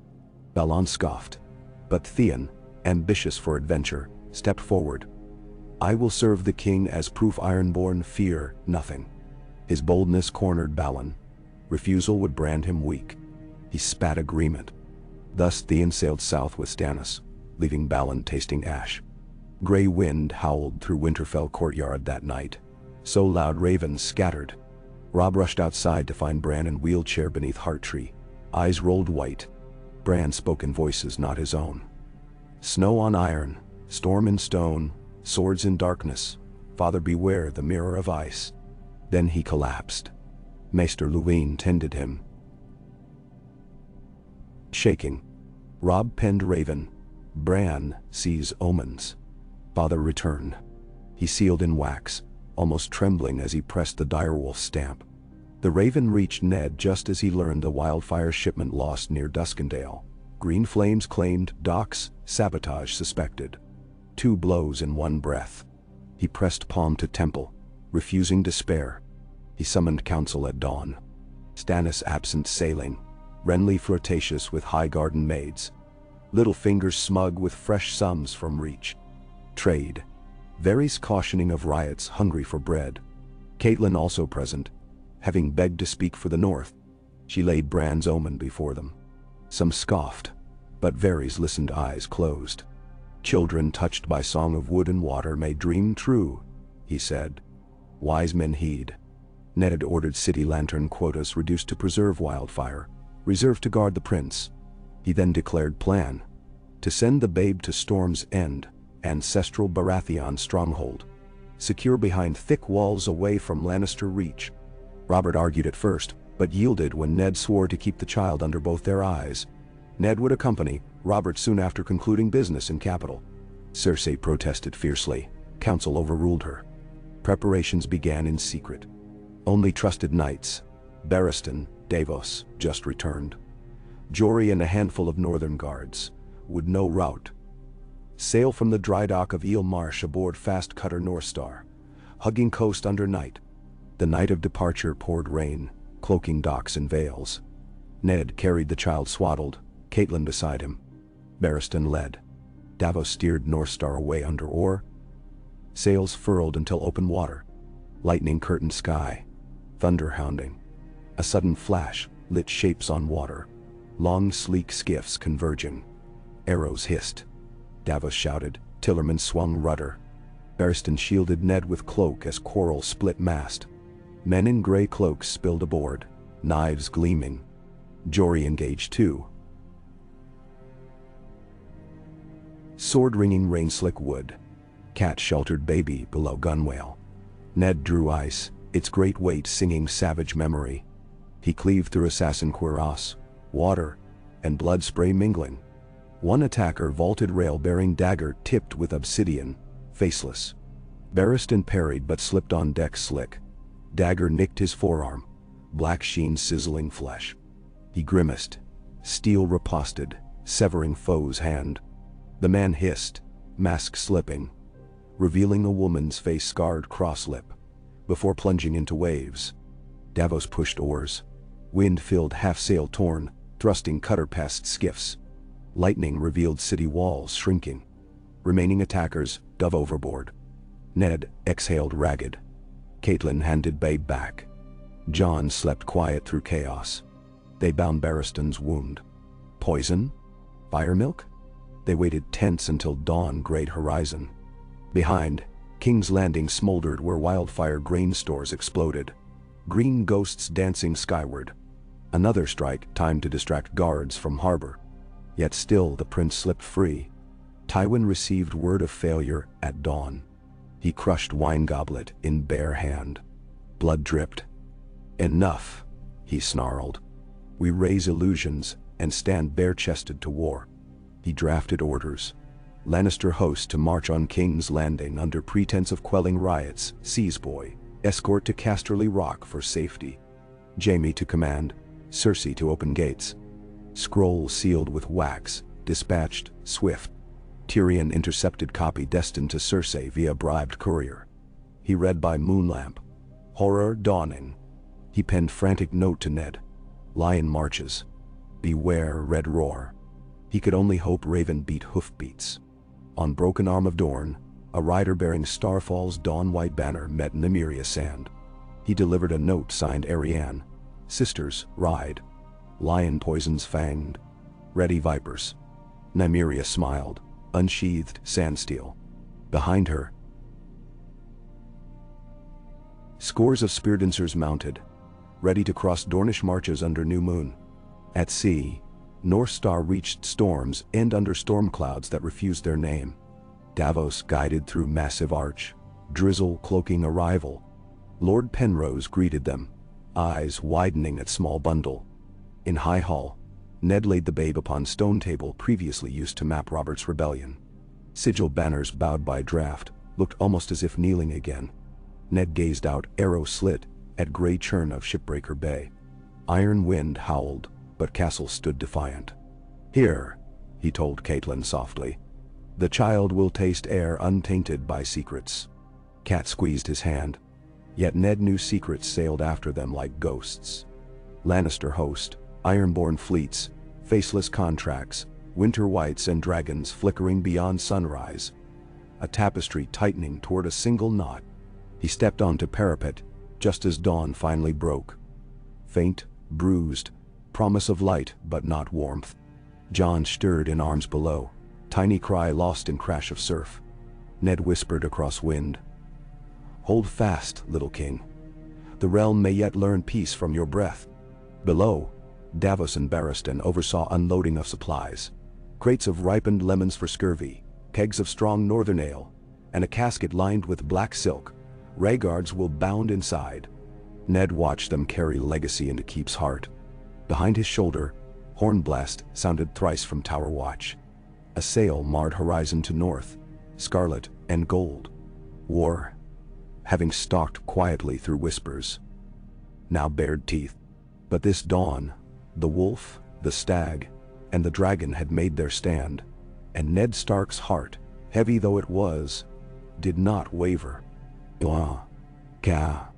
Rain slanted across the outer curtain walls of Storm's End like a million thrown needles, each gust lashing the drum towers until the stones themselves seemed to groan. Ned Stark stood beneath the leeward Merlon, salt spray stinging his face, and watched the distant smear of crimson and gold banners edging from the northeast. The Lannister van moved with ponderous purpose. Ranks of spearmen in quilted scarlet, columns of glittering knights, bowstrings kept dry beneath oilskin tilts, siege wagons hulking in their wake. Even from half a league away, the standard of House Lannister, gold lion on bloodred, looked inflamed against the pewter sky. Lightning spidered behind, showing for an instant the white gilt armor at their front. Sir Jaime himself, firelight wreathing his hair. Behind Ned, the bailey thrummed with last-minute labors. Sir Davos supervised the winching of a rust-flecked scorpion to the ramparts. The Onion Knight's hair clung soaked to his brow, yet his voice carried steady through the squall. Catelyn distributed stacks of boiled leather jerkins to nervous Stormlander boys, not yet old enough to shave. She wrapped her own cloak tighter, but kept moving, offering simple words. Stand fast, lads. The walls have never fallen. Sir Barristan Selmy, arm now bandaged in honey and willow bark, drilled garrison knights on the postern yard, white cloak bound by a leather tie so it would not snag on quarrel or blade. The man was a study in relentless calm, sword tip describing crisp arcs through the rain as if the weather itself obeyed him. And at the keep's high center, in a solar made round by ancient masons, the child king cooed upon a carpet of direwolf fur, unaware of armies converging. Ned descended stone steps 2 at a time, boots echoing taunt. Inside the old feast hall converted to war room, Davos, Barristan, and Lord Penrose ringed a map weighed by smooth beach stones. A guttering torch cast jittery shadows across the drawn coastline. They'll reach the causeway forward by dusk, Davos said, tapping a charcoal mark. Soft ground on either side, marsh beyond. If we sally there, we can blunt the lead wagons, maybe delay the trebuchets. We are 500 against near 4,000, Penrose objected. Every man we spend outside these walls is one less to guard the prince. Barristan sheathed his sword with a snap. Then we greet the lions from behind battlements. Storm's End held a year against Mern Lime with naught but onions and old shields. It can hold a moon while friends gather. Friends, Ned echoed, expression grave. Stannis sails south from Pike. Ravens from King's Landing claim Robert plans to follow once he quells grain riots. And Robb? Gods protect him, he readies northern banners. He closed his eyes a breath. Images of Winterfell blanketed by new snow. Bran's pale face whispering warnings no one else could hear. When he opened them again, his voice had the iron of winter in it. Storm's End will stand. A horn hooted from the east battlement. 2 rising notes. Davos grimaced. Van scouts then. No time for prayers. They dispersed. Below the castle, Jaime Lannister guided his destrier through sucking mud. His scarlet cloak, soaked and heavy, clung like a wounded thing. Behind rode twin banners.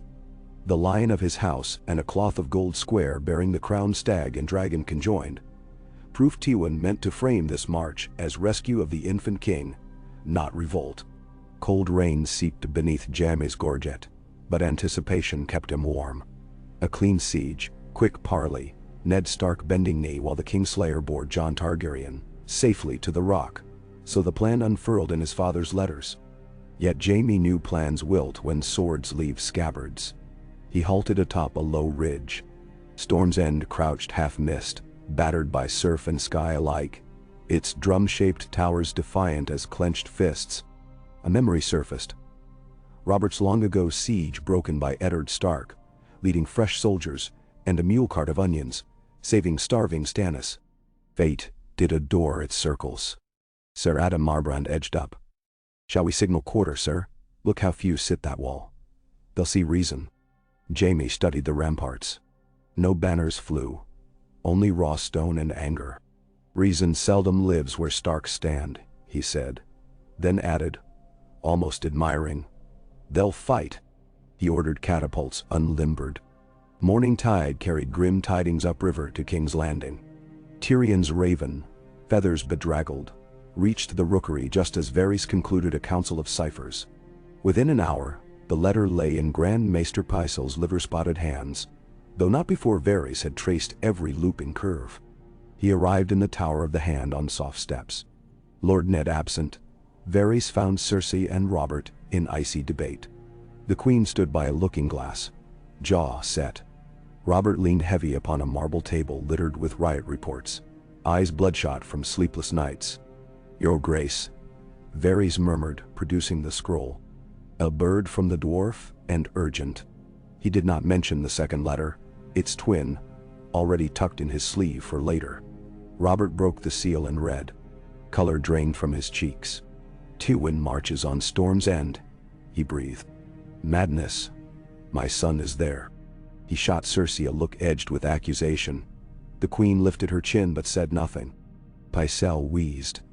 "My king, Lord Tywin claims only to protect the babe, lest rebel blades or storm seas do him harm. Save me from protectors," Robert thundered, sweeping parchment to floor. "All these years it was the dragons haunted my sleep, yet lions claw at my own door." He turned to Varys. "Ready the royal host. We ride at once." "The city starves," Cersei countered. "Riots still spark in Flea Bottom. If you strip the garrison, I will not sit idle while our own flesh besieges my son." He rounded the table, ignoring her outstretched hand. "Summon Renly, muster what remains of the gold cloaks, hire brazen whores if we must. We march." Cersei's eyes narrowed to green slits. Robert stormed from the chamber, door banging like a funeral drum. Varys lingered, head bowed, until only Queen and Spider remained. "You might have withheld that letter," she hissed. "At least until my father held the boy." Varys' smile was gentle. "I serve the realm, your grace, and the realm bleeds where swords meet." He inclined his head and glided away. Cersei's nails bit her palm until blood bloomed. Up Storm's End's east wall Ned watched first boulders soar. They arced in lazy grace, trailing sheets of rain, then smashed against outer parapets with thunderous cracks. Splinters of stone screamed past. One glanced Barristan's gorget, denting steel. He did not flinch. "They test our mettle," Barristan observed, voice calm. Ned traced the siege field. Lannister outriders lit beacon fires to mark range. Gray smoke coiled into the storm. "So let them find it tempered," he said. "Signal the Scorpions." A pair of heavy crossarms snapped, launching ashwood bolts down the slope. The first skewered a mule dragging siege timber. The second shattered the shield of a sergeant. Below, Jaime wheeled clear as men scattered. Ned glimpsed the Kingslayer's sword raised in salute, whether respect or promise, hard to tell. Catelyn climbed to their side, cloak flapping. "Ravens away." Robb rides south with 2,000 foot and 800 cavalry, Manderly men behind. She touched Ned's elbow, eyes fever bright. "Help is coming. May it not drown en route," he muttered. Gaze on the churning bay. In Winterfell's great hall, Robb met bannermen by the glow of forge braziers. Great Janumber thumped a fist. "Storm's End. Ha! The winds'll smell northern steel soon enough." Lady Mage Mormont barked laughter. "We cross the neck by Moon's Turn if river roads hold." But Roose Bolton lingered quiet by Shadowed Pillar. At Session's close he spoke aside to Robb. "Lord Stark, caution. Leave White Harbor garrisoned, for Frey's Waver and Greyjoy might cut supply lines, and the Wall's ravens speak of darker foes than lions." Robb nodded, uneasy. He slept little that night, dreaming of bridges sagging beneath ice, and of a direwolf howling beneath a crimson moon as shadows with bright blue eyes closed in. Greyjoy longships raided western coasts while Balin prepared new gambit. If Storm's End fell, head sweep south, seize the Arbor wine fleet, choke King's Landing of drink and coin alike. Yet Asha Greyjoy, pragmatic where her father burned, read Stannis' threat clearer. She penned a raven to Robb Stark. Common foes bleed sweeter. Should wolf and kraken hunt lion together? Parley at Seaguard's ruins. She sent the bird despite Balin's wrath. Storms might kill it, yet uncertain skies sometimes favored bold wings. Evening of the siege's third day, a lone rider bearing a white banner climbed the muddy slope towards Storm's End. Jaime Lannister, beneath a battered steel kettle helm, reined back as bolts watched his ascent. At bowshot range he halted, removed helm, shook rain from gold hair. Ned descended the Sally stair, cloak streaming. They met before the gatehouse, under swaying portcullis spikes. "Lord Eddard," Jaime called, voice rich. "Winter come south early?" "I might ask if lions fear the cold," Ned replied. Jaime smiled. "I come as envoy. My father wishes welfare for the boy you hold. Surrender him into our custody, march free with banners, and Storm's End remains unscathed. No harm to garrison nor to Lady Catelyn." Ned studied the Kingslayer's face. A handsome mask, but behind the eyes he glimpsed impatience and something like regret. "Your father's promises carry less weight than this wall's stones. Leave or test them." Jaime's grin thinned. "If warsmiths break this keep, I cannot leash them." "Try," Ned said. The gate behind him rattled closed. Jaime tipped 2 fingers to brow, wheeled his horse, and rode back through running mud. Arrows clattered against shields that night until black sky peeled with thunder again. Fires stoked within Storms and burned low. Grain rationed.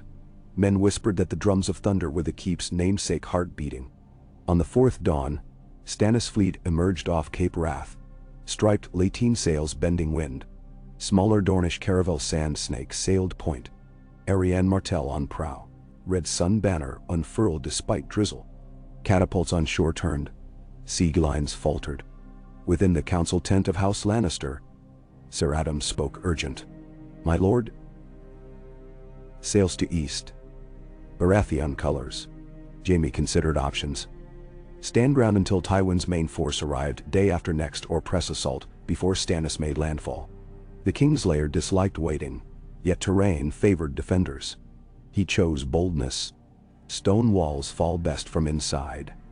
Prepare the underminers. That noon miners advanced beneath wooden mantlets toward the base of Storm's End's curtain. Stannis' first galleys, oars surging, curved into Shipbreaker Bay beyond bowshot, seeking coves south of the castle. Ned sent horn blasts to coordinate. Rain slackened, replaced by humid stillness. In mid-afternoon, a tremendous crack boomed.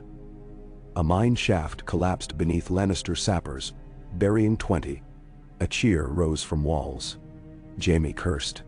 Night fell red with torchlit clouds as wildfire from the lost Duskendale casks, now salvaged by Davos, was siphoned into clay jars and hurled past parapet.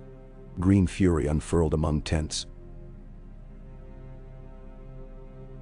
Screams shrilled. Horse lines snapped. Jaime's command camp went up like a pyre.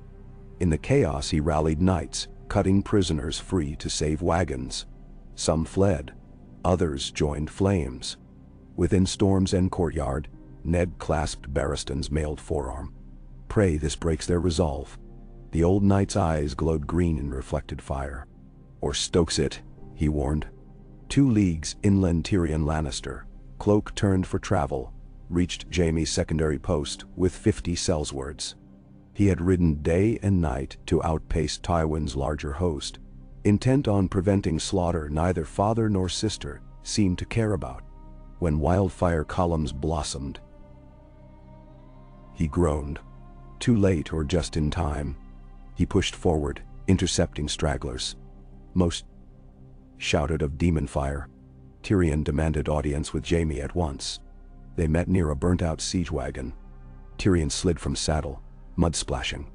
"Brother, pull back," he pled. Father's orders court ruin.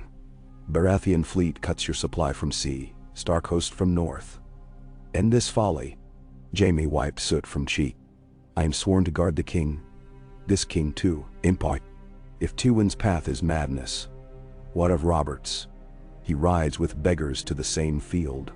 Then, Tyrion thrust a parchment, Various second letter, into Jaime's gauntlet.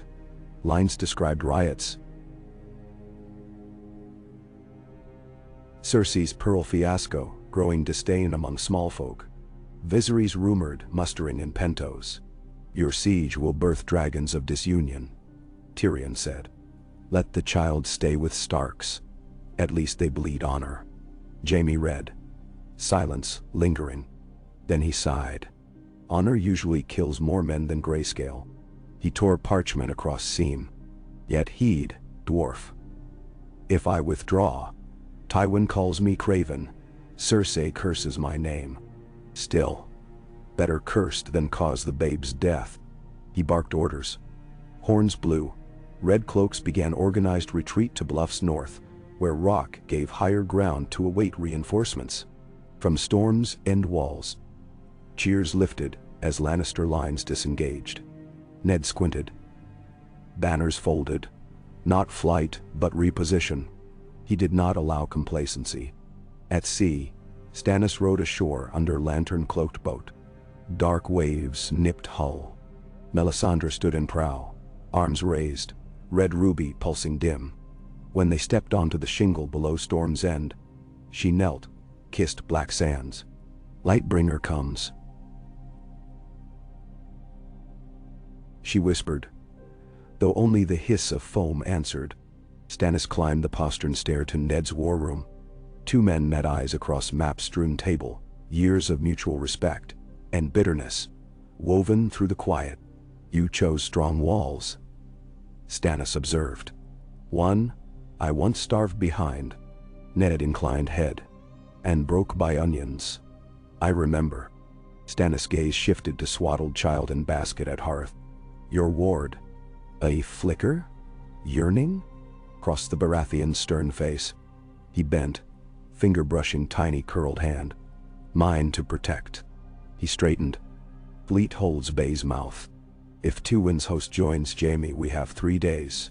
No more. Then, Ned traced movements on the board. Robb crosses the neck within fortnight.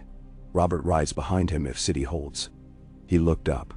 Can you keep sea lanes closed? Aye. Stannis' jaw set. And fire. What fire?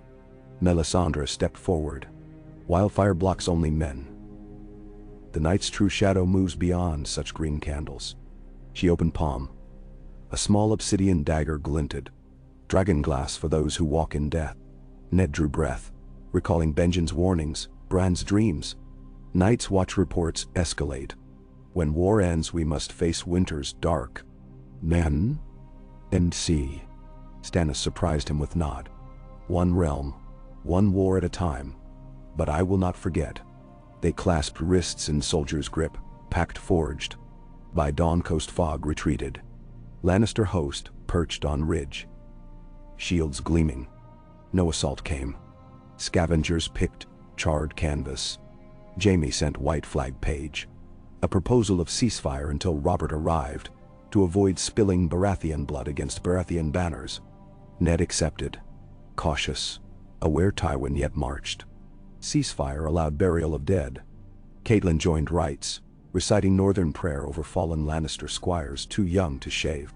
Barristan offered silent sword salute for each man lowered. Some Stormlanders grumbled. Why mourn foes?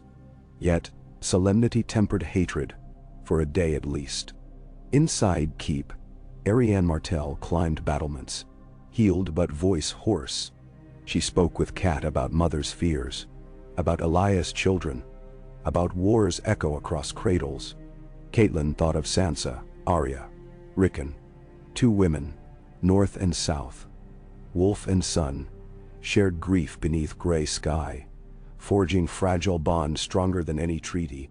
Far off in Essos, the red comet at last tore the heavens, fiery tail gashed night, bathing free cities in bloodlight. Quaithe of the Shadows sent word to Illyrio. Dragon's breath alights. Move pieces. Viserys gazed skyward, laughter cracked and wild, proclaiming sign of his imminent coronation. Daenerys felt egg in her arms pulse, warmth thrumming like distant thunder. She closed eyes and dreamed of storms, end walls crumbling not to siege engines, but to wing beats. In King's Landing Robert armed himself. Black plate inlaid with golden antlers, cloak of deep indigo, hammer newly hafted. Renly joined, wearing green armor of sinuous vines. Small folk lined streets as royal column assembled.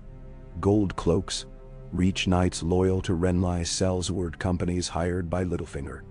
Even a handful of Kingsguard left behind by Barristan.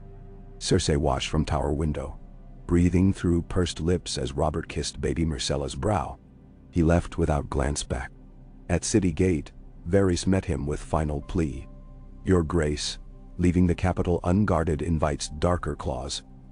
Let me send spiders west instead. Robert shook head. I was not made for webs. He rode out, thunder of hooves echoing along River Road. Tywin's grand army crested the Blackwater horizon's same sunrise. 50,000 under banners, red and gold.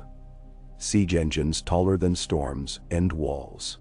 Baggage trains miles long, yet Robert's host now cut between them and Jaime. Scouts raced back and forth, dust banners marking frantic repositioning. In Tywin's war tent, Kevin delivered news. Ceasefire, Baratheon fleet, approaching Royal Center. Tywin digested calmly. We divide. He ordered Vanguard to wheel west, threatened Tarth to draw Stannis away, while Second Corps encircled Storm's End to starve defenders in concert with Greyjoy coastal raids. But if Robert reaches Jaime first, we risk parley. His golden eyes narrowed. Parley can be sweet poison. He dispatched messengers to Cersei. Sow dissent among Robert's ranks. Break him before he arrives. As summer's 17th day set behind roiling clouds, Ned Stark paced nursery chamber. Jon squirmed atop his lap awake, blue-gray eyes wide. Outside horns traded calls, signal patterns shifting like game board moves. He hummed an old northern lullaby Lyanna once sang when she thought no one listened. The melody quavered, tears stung. He kissed the child's brow. A knock. Catelyn entered, hair loose, candle trembling. The Eastern Watch reports fires on horizon. Robert's camp. They'll be here at dawn. Relief mingled with dread. Then dawn may bring either peace or conflagration, he said. Cat touched the babe's hand. We have done all within walls. Now the realm chooses. Jon curled tiny fingers around her thumb. Ned rose, set Jon in cradle carved of teak and jade.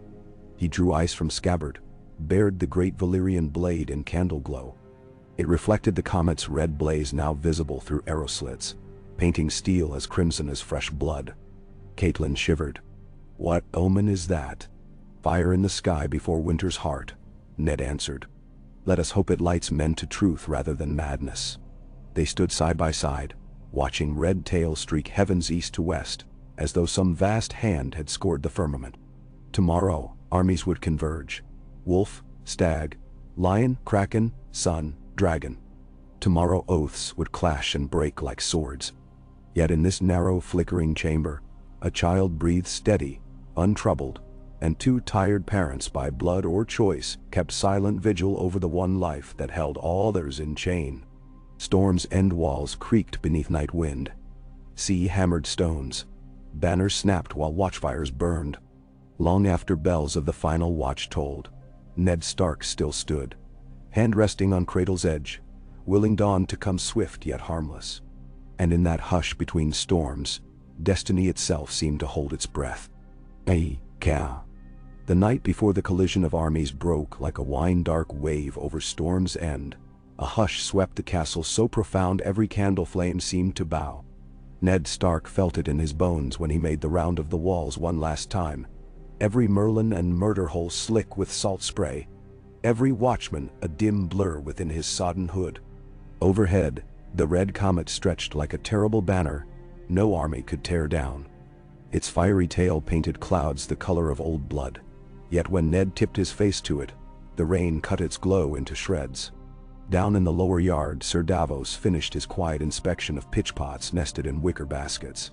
They would be hauled aloft at first horn and set blazing to drop upon any siege tower daring the curtain.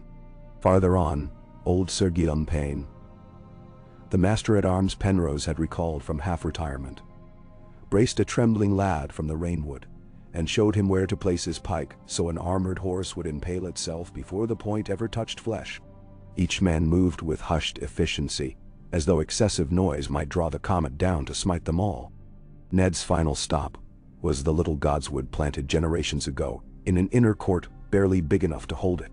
The Stormland's climate had forced the weirwood into a misshapen thing, bark scabbed salt gray, red leaves few and tattered like wet parchment. Yet its carved face still watched the sky with its weary, bleeding eyes. Ned knelt in puddled mud and laid ice across his knees. He prayed for Benjen, lost beyond the wall.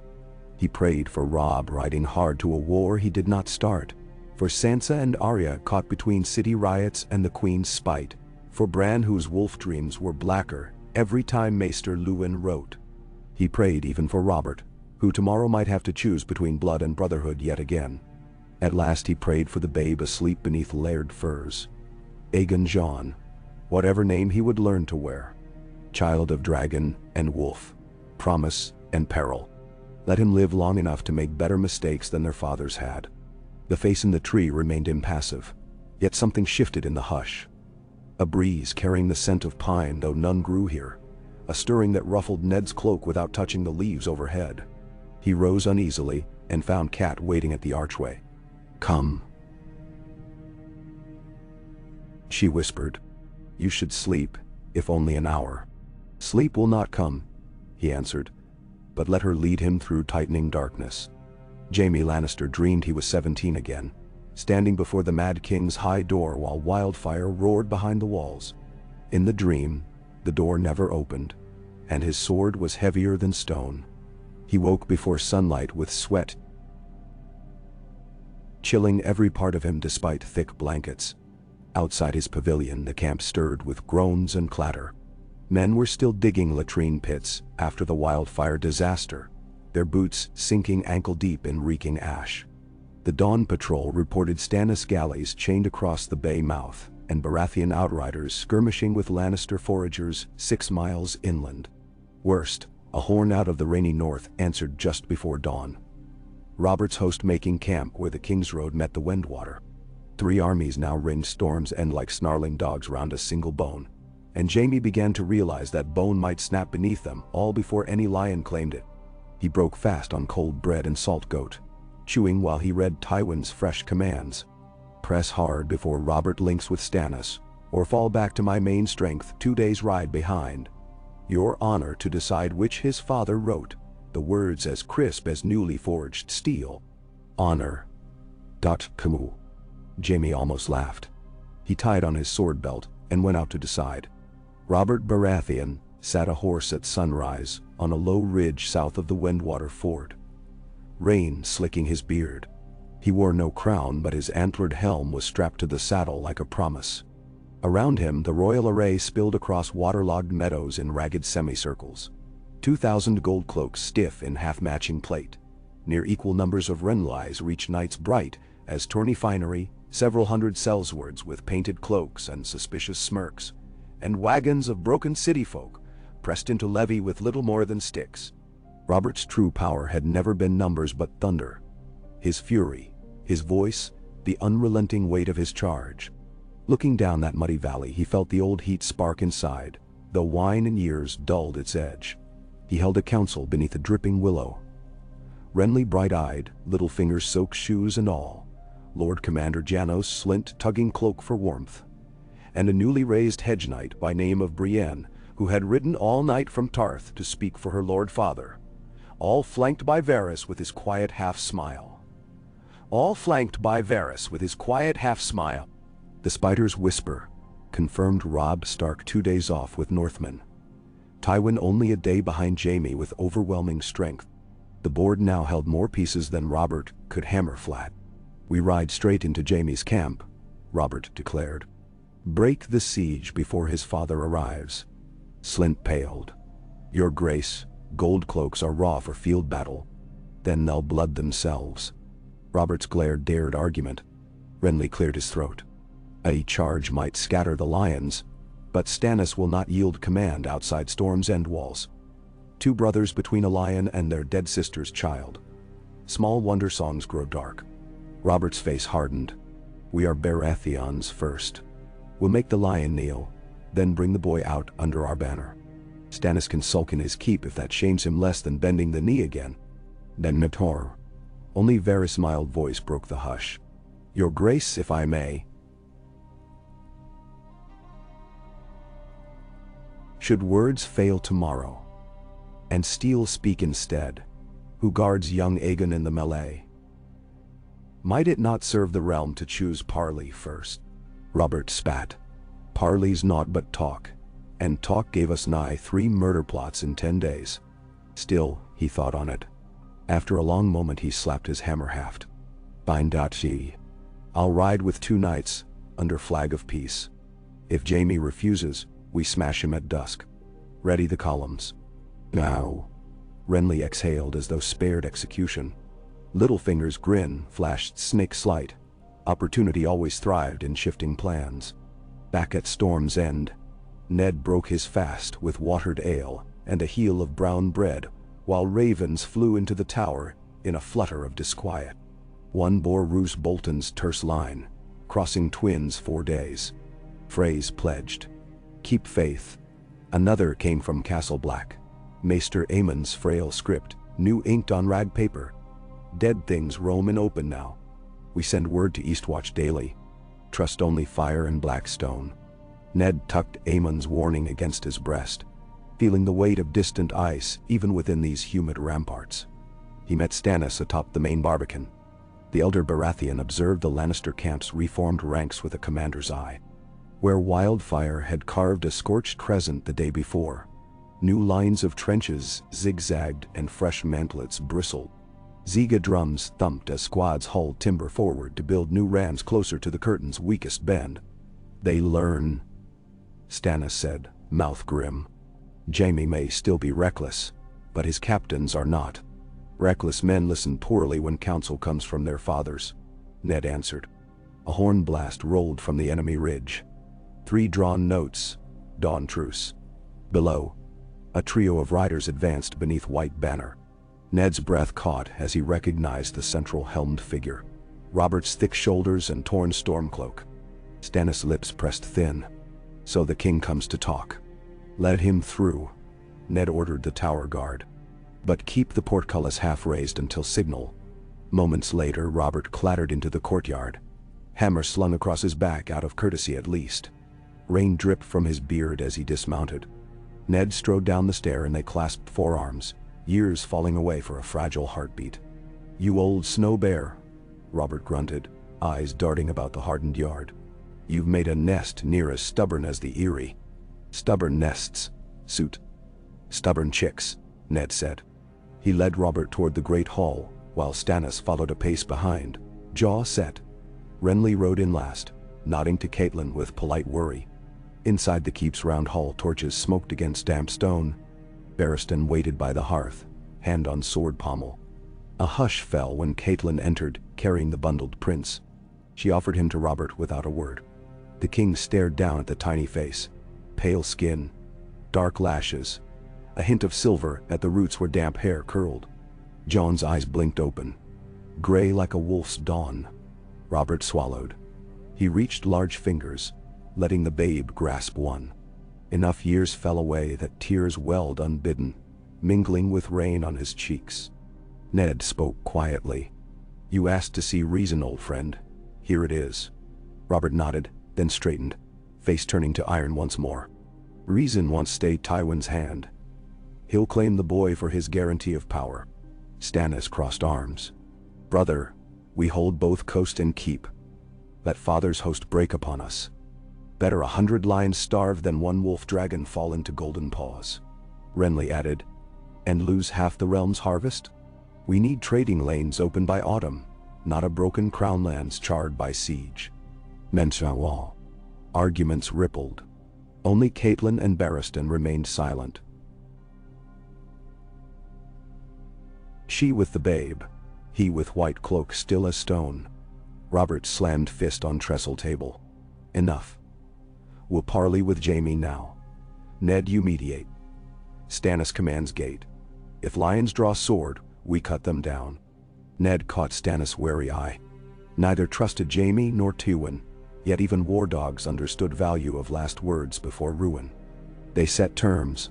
Parley in no man's land within view of both camps. Each side 4 representatives, each with arms sheathed. Jaime accepted before midday. A makeshift canopy of green canvas was erected on the lower field where fire-seared turf steamed. Rain softened to mist as the 8 men approached their destined place. Robert Baratheon, king without crown but hammer on back. Eddard Stark, hand of the king, sword ice strapped across broad shoulders. Stannis Baratheon, rigid within his black and silver plate. Ser Barristan Selmy, old and unbroken, white cloak glowing dull under cloud. Opposite, Jaime Lannister, golden hair, damp yet still radiant, lion-etched cuirass cleaned of ash. Ser Kevan Lannister, Austera and Grain, carrying Tywin's written proxy. Ser Adam Marbrant, eyes keen. Lord Titos Brax, brought perhaps for numbers more than cunning. Wind hissed through shredded tents. Gulls wept along breakers. No scribe wrote what passed, yet words would echo continents. Jaime began. By rights of the Kingsguard, I claim guardianship of Aegon. First of his name, until majority. Stannis retorted. By blood and lawful regency we hold him safe. Kingsguard oath broke the day you slew your king. Jaime's eyes narrowed, but he pushed on. Handing him to you sets him against the Westerlands and half the Reach. Give him to us. We stand surety for his safety and crown. Under advisement of your council. No war, no famine. Realm regains breath. Robert exploded. Realm breathes fine while lions are kept from its throat. You want the bronze gates of Casterly Rock to mint coin on his back. Da. Kevin interjected solemnly. Lion's gold buys grain the crownlands burned. Our purse could mend walls, feed small folk. You need us, your grace. Ned's voice cut calm. We need one another. Tywin's march starves Riverlands as surely as wildfire starves King's Landing. Yield now, we treat on supply lines, hostages of good faith, council seats shared. Jaime considered. Name your hostages. Yourself, Stannis said dryly. And one heir of the rock. A muscle twitched in Jaime's cheek. My father would raise half the country first. Robert breathed deep. Then perhaps he will, and will break half his host. He stepped close, eyes locked on Jaime's. You're tired of following orders, Kingslayer. You want redemption? Protect the boy here with us. Then ride north and fight the cold that walks. Leave your father his golden pride. For the first time in memory, Jaime looked unsure. Rain tapped canvas. Wind hissed again. Far behind, drums in the Lannister camp slowed to muffled cadence as men watched banners droop. Kevin cleared throat, breaking the spell. My lords, our course is set by the Lion Lord. Absent his consent, we can only grant truce until his arrival. Robert spat rainwater. 2 days then. At dawn on the 3rd we end this, one way or the other. They parted without clasp or bow. Jaime lingered, a heartbeat meeting Ned's gaze. Silent apology, before turning away. That dusk, while Ned walked the ramparts with Davos counting dwindling stores, a raven came screaming through storm to land upon the Onion Knight's shoulder. Its tube or wax of deep green. Davos unfurled shaky lines from Melisandre. The night is come sooner than dawn. Watch the shadows within, as well as without. An uneasy echo of her words stirred Ned's memory. Shapes beyond wildfire's green. A dagger of obsidian held by a faceless assassin. The comet bleeding across heavens. He bid Davos double inner courtyard guards and placed old Galladon Wild in charge of winding corridors that ran beneath the keep. If sorcery walked, steel must still stand in its path. Far below in cliff caverns where breakers boomed, a smuggler wharf slaves had once carved was now crammed with Baratheon supply boats. A watchman there saw a dull glow under the water, and fought at lanternfish until the surface broke. A corpse, face gray, eyes blue and shining like sapphires, crawled across wet stone. The watchman screamed. His companion's torch snuffed out in sudden gust. When reinforcements arrived, the corpse had vanished save for a puddle of seawater, oddly frozen around the edges despite summer warmth. The officer dismissed the shaken tale. Storm's End had ghosts enough without adding sea whites. The torch was relit, and the report never climbed higher than Sergeant's ear. On the other side of the narrow sea, the comet's tail scorched horizon, so fiercely sailors believed. Dawn came twice a night. Daenerys Targaryen walked barefoot across Illyria's colonnade, and felt the stone grow warm where its light touched. In her arms the onyx egg now pulsed steadily, cracks wider each sunset. She whispered lullabies she half remembered from forgotten maids across the Red Keep, songs of summer snow and secret hills, and felt the shell tremble. Dragons could not be chained, Illyrio had said. Yet chains of gold and promise still bound her here. That night, she dreamed of Storm's End. She stood on its highest drum tower, wind whipping silver hair, looking down on a yard where armies ground each other to wet sand. In her hands a newborn dragon crooned hungry. Ice covered the waves while wildfire burned sky green. When she woke, gasping, her egg had split. A sliver of obsidian shell lay on silken sheets, edges cooling. Viserys pounded the door demanding explanation, his voice drunk on comet rapture. Daenerys hid the fragment and soothed him with talk of ships nearly ready. Unaware, a shadow watched through the cracked shutters. One of Illyrio's pale-eyed slaves with orders to report any such sign. Midnight in King's Landing. Riots flared anew. Grain stores torched by saboteurs in the river district. Bakeries looted. Old men trampled. Cersei deployed gold cloaks who lacked Robert's steadying presence. Someone claimed to see Queen's men beating children. Someone else claimed to see Dornish spies poisoning wells. Fires rose, bells clanged, and in the confusion Qyburn's masked acolytes stole through alleys collecting corpses, some fresh, some rotting, and carted them beneath the Red Keep. By candlelight, Qyburn stitched silver wire across mouths, sewed glass beads into dead sockets, poured amber elixir under pale tongues. Cersei visited only once, caught the mineral stench, and turned away pleased. She did not ask why one corpse bore the green cloak of a Littlefinger man, nor why another's fingertips were black with ink that glowed faintly under lantern light. Day 2 of the truce passed with tense stillness. North of the Wendwater, Robb Stark's outriders skirmished Greyjoy Reaver's testing supply wagons. The Kraken's sails withdrew and Robb himself rode forward beneath Direwolf banner tipped with comet red. The Ironborn left 3 dead, 2 shields, and a warning barked in Saltbite. The sea has no king but salt and storm. Robb ordered extra spear screens, but pressed on. That same afternoon, a silent man wearing the face of a plump scribe entered Jaime's camp, bearing a sealed letter from Tywin. The missive tersely admonished delay and authorized any decisive measure. After dispatching the courier with coin, Jaime burned the note unread, trusting neither faceless ink nor his father's temper. He spent evening drilling men in rain, yet his mind revisited Robert's words. Fight the cold that walks.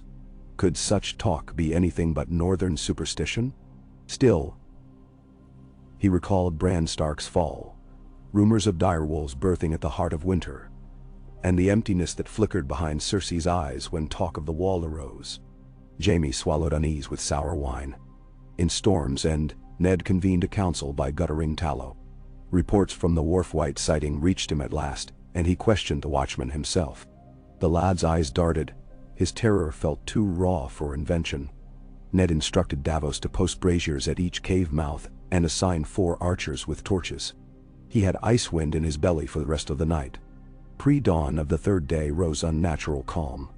The rain ceased, leaving air thick and fetid. Fog rolled low, hugging trenches, muting banners. No birds called. Storm's End garrison whispered that even the sea held her breath. Robert's horn sounded at first light. 3 blasts wide as thunder. Jaime answered with 2, Stannis' fleet horns wailed long, deep, mournful. Men armed in silence. Ned left the babe with Catelyn in a windowless chamber above the armory, ringed by Stormlander guards. Arianne Martell joined her, short sandsteel blade at hip. Cat raised no protest. She had come to trust the princess's gaze, like her own, wary and fierce for children. On the ridge, Robert mounted a black destrier. Antler helm finally donned. Renly held the king's battle standard, crowned stag above crossed warhammers. Littlefinger stayed to rear, safe between gold cloaks. Varys curiously absent, gone at dawn with free carracks sailing upriver bearing supplies, or so the harbor master said. Across the muddy basin Jaime formed wedge of knights, crimson cloaks tied half short to keep from mud. Rain-scrubbed steel glinted dull, behind spears bristled. Between them lay the parley space marked by yesterday's stakes. Neither side advanced. They waited. Nand realized. For Tywin's dust. Signal riders confirmed lion host cresting distant hills like a bruised tide of iron. Time had bled out. Then the scream ripped the fog. From the caves beneath Storm's End inner cliff wall erupted 3 figures shrouded in soaked linen. Dead sailors, eyes cerulean fire. They leapt the wharf, rending flesh with black finger bones. Torches flared, arrows loosed. One white fell writhing only when a torch touched milky skin, flames racing like oil to devour it whole. Another skewered by iron yet still clawed until a pot of pitch engulfed it. Chaos echoed up the cliff. Atop the wall, Ned heard the horns of the sea gate scream alarm. He spun. Jaime, misreading signal, took it for betrayal, or opportunity. He raised his sword. 10,000 lions roared and surged downhill. Robert cursed sky and kicked charger, hammer aloft, his own host thundering. Between them, Stannis swung the outer gate open, pouring Stormlander levies and Baratheon knights into no man's land. Varyston led white cloaks to anchor flank while Devas's green-striped standard lunged up center. Rain returned in a roar. Fog shredded beneath charging lines. Iron thunder met chain rattle. Swords shrieked. Ned slammed helm on and bounded downstairs. He would not leave Robert nor Stannis to bleed alone. On the lower field men collided like tides, red against black against gold. Horses screamed. Mud churned into red paste. Ned waded among them, ice-carving arcs of white-edged death. He saw Renly unhorsed yet rise with longsword to guard a reach squire. He glimpsed Jaime in whirl of scarlet, his blade a trick of light too swift for mortal eye. Somewhere Robert's hammer rang like a smith on festival night, each blow raining bone shards. Hours passed like heartbeats, or heartbeats like hours. Battle timeless storm. Into that maelstrom, another note sounded.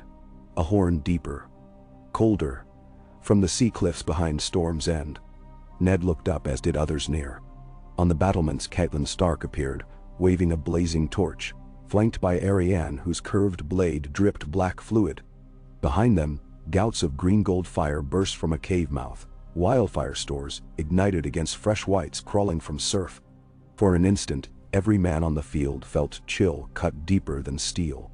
Jaime disengaged from a circle of Northmen, eyes widening at the unnatural flame. Robert too faltered mid-swing. Even Tywin's distant van slowed. That pause let Stannis push forward, his banner closing to Jaime's left. Iron clanged, gold lines bending. But with disorder rising, Ned feared victory would taste ashes if the dead swarmed unchecked. A gap opened, and Jaime and Robert found themselves facing across churned mud. Weapons red to haft. Rain steamed off metal. Noise dimmed as though gods themselves held their breath. No words passed. Robert charged, hammer high. Jaime braced, blade poised to parry and counter.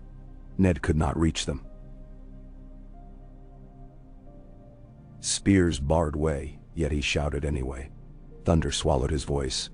Hammer met steel. Sparks showered.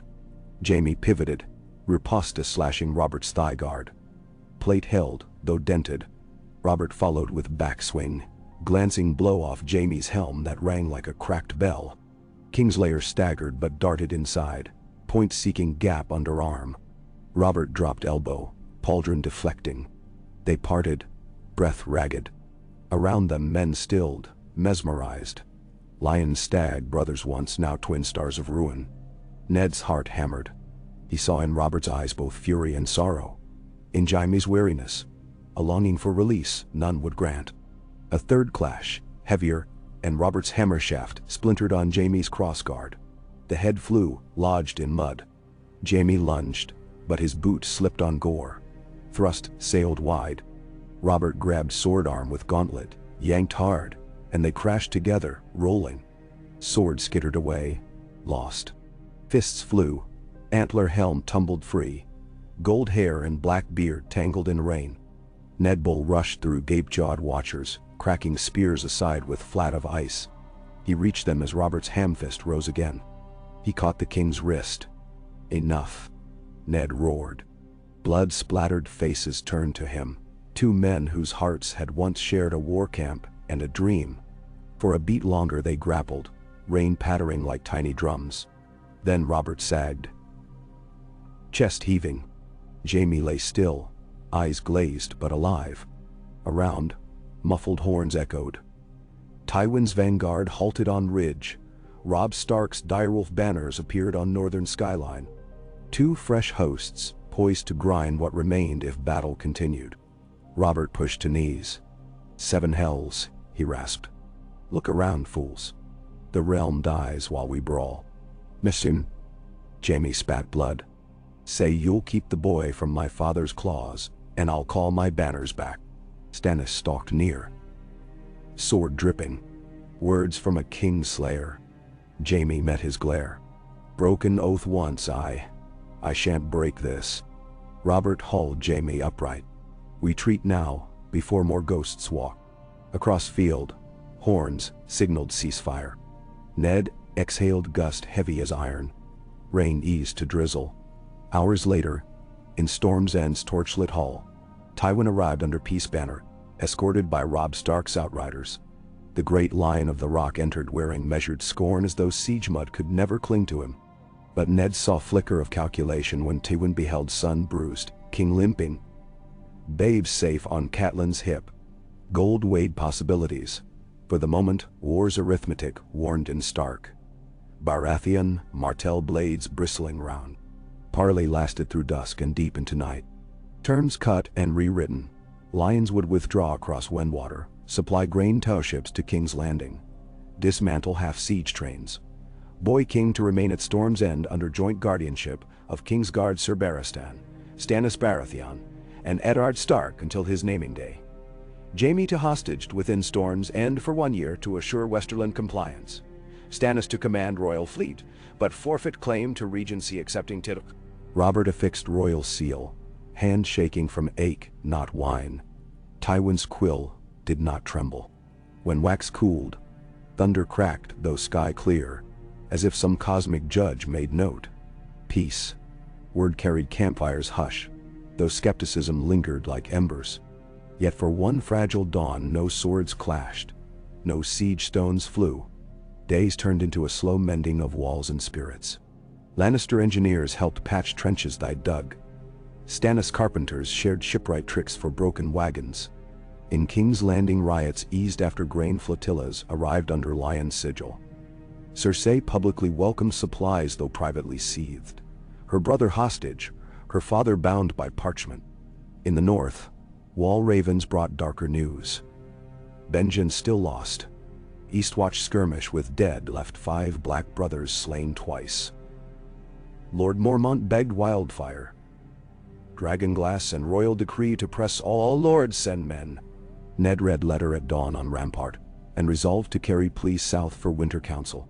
He wondered which lords would answer when their coffers bled from last war. On Dragonstone, Melisandre burned a cage of gulls at sunrise, reading ashes blown to sea. She told Stannis, "The Prince of Dragon and Wolf must yet ride farther than these coasts. Shadows rise north. Lightbringer awaits forging in snow." Stannis merely nodded, eyes hard as black iron. Across narrow sea Daenerys' second egg cracked. A sliver of jade-green shell tinked onto marble. She felt heat against palm, and smiled through fearful tears. Illyrio packed chests of coin, ships stocked with salted pork. Viserys practiced speech to Westerosi lords, yet his voice wavered when the comet's glare lit his tent inside out. In Winterfell, Maester Luwin showed Bran an old map of Valyrian freehold. Bran pointed at Blot where legend claimed dragons first rose and said in voice not quite his, "Fire remembers?" Grey Wind down in yard lifted snout and howled toward south. Peace then proved but a drawing of breath. Yet breath mattered, it let babes grow. Let seeds root, let broken men choose a step not guided by rage. In Storm's End yard Ned watched Jon, Aegon, stretch chubby arms at gulls. Catelyn beside him no longer flinched at the name. For this breath, Ned Stark was grateful. He knew cold winds still gathered beyond the wall, and gold knives still glinted in shadows of King's Landing. But he would meet them clear-eyed. Whatever dawns came, he would fight not for thrones, nor even for honor, but for every small breath this child might draw, and every child after, warm as hope and fragile as a snowflake on a dragon's wing.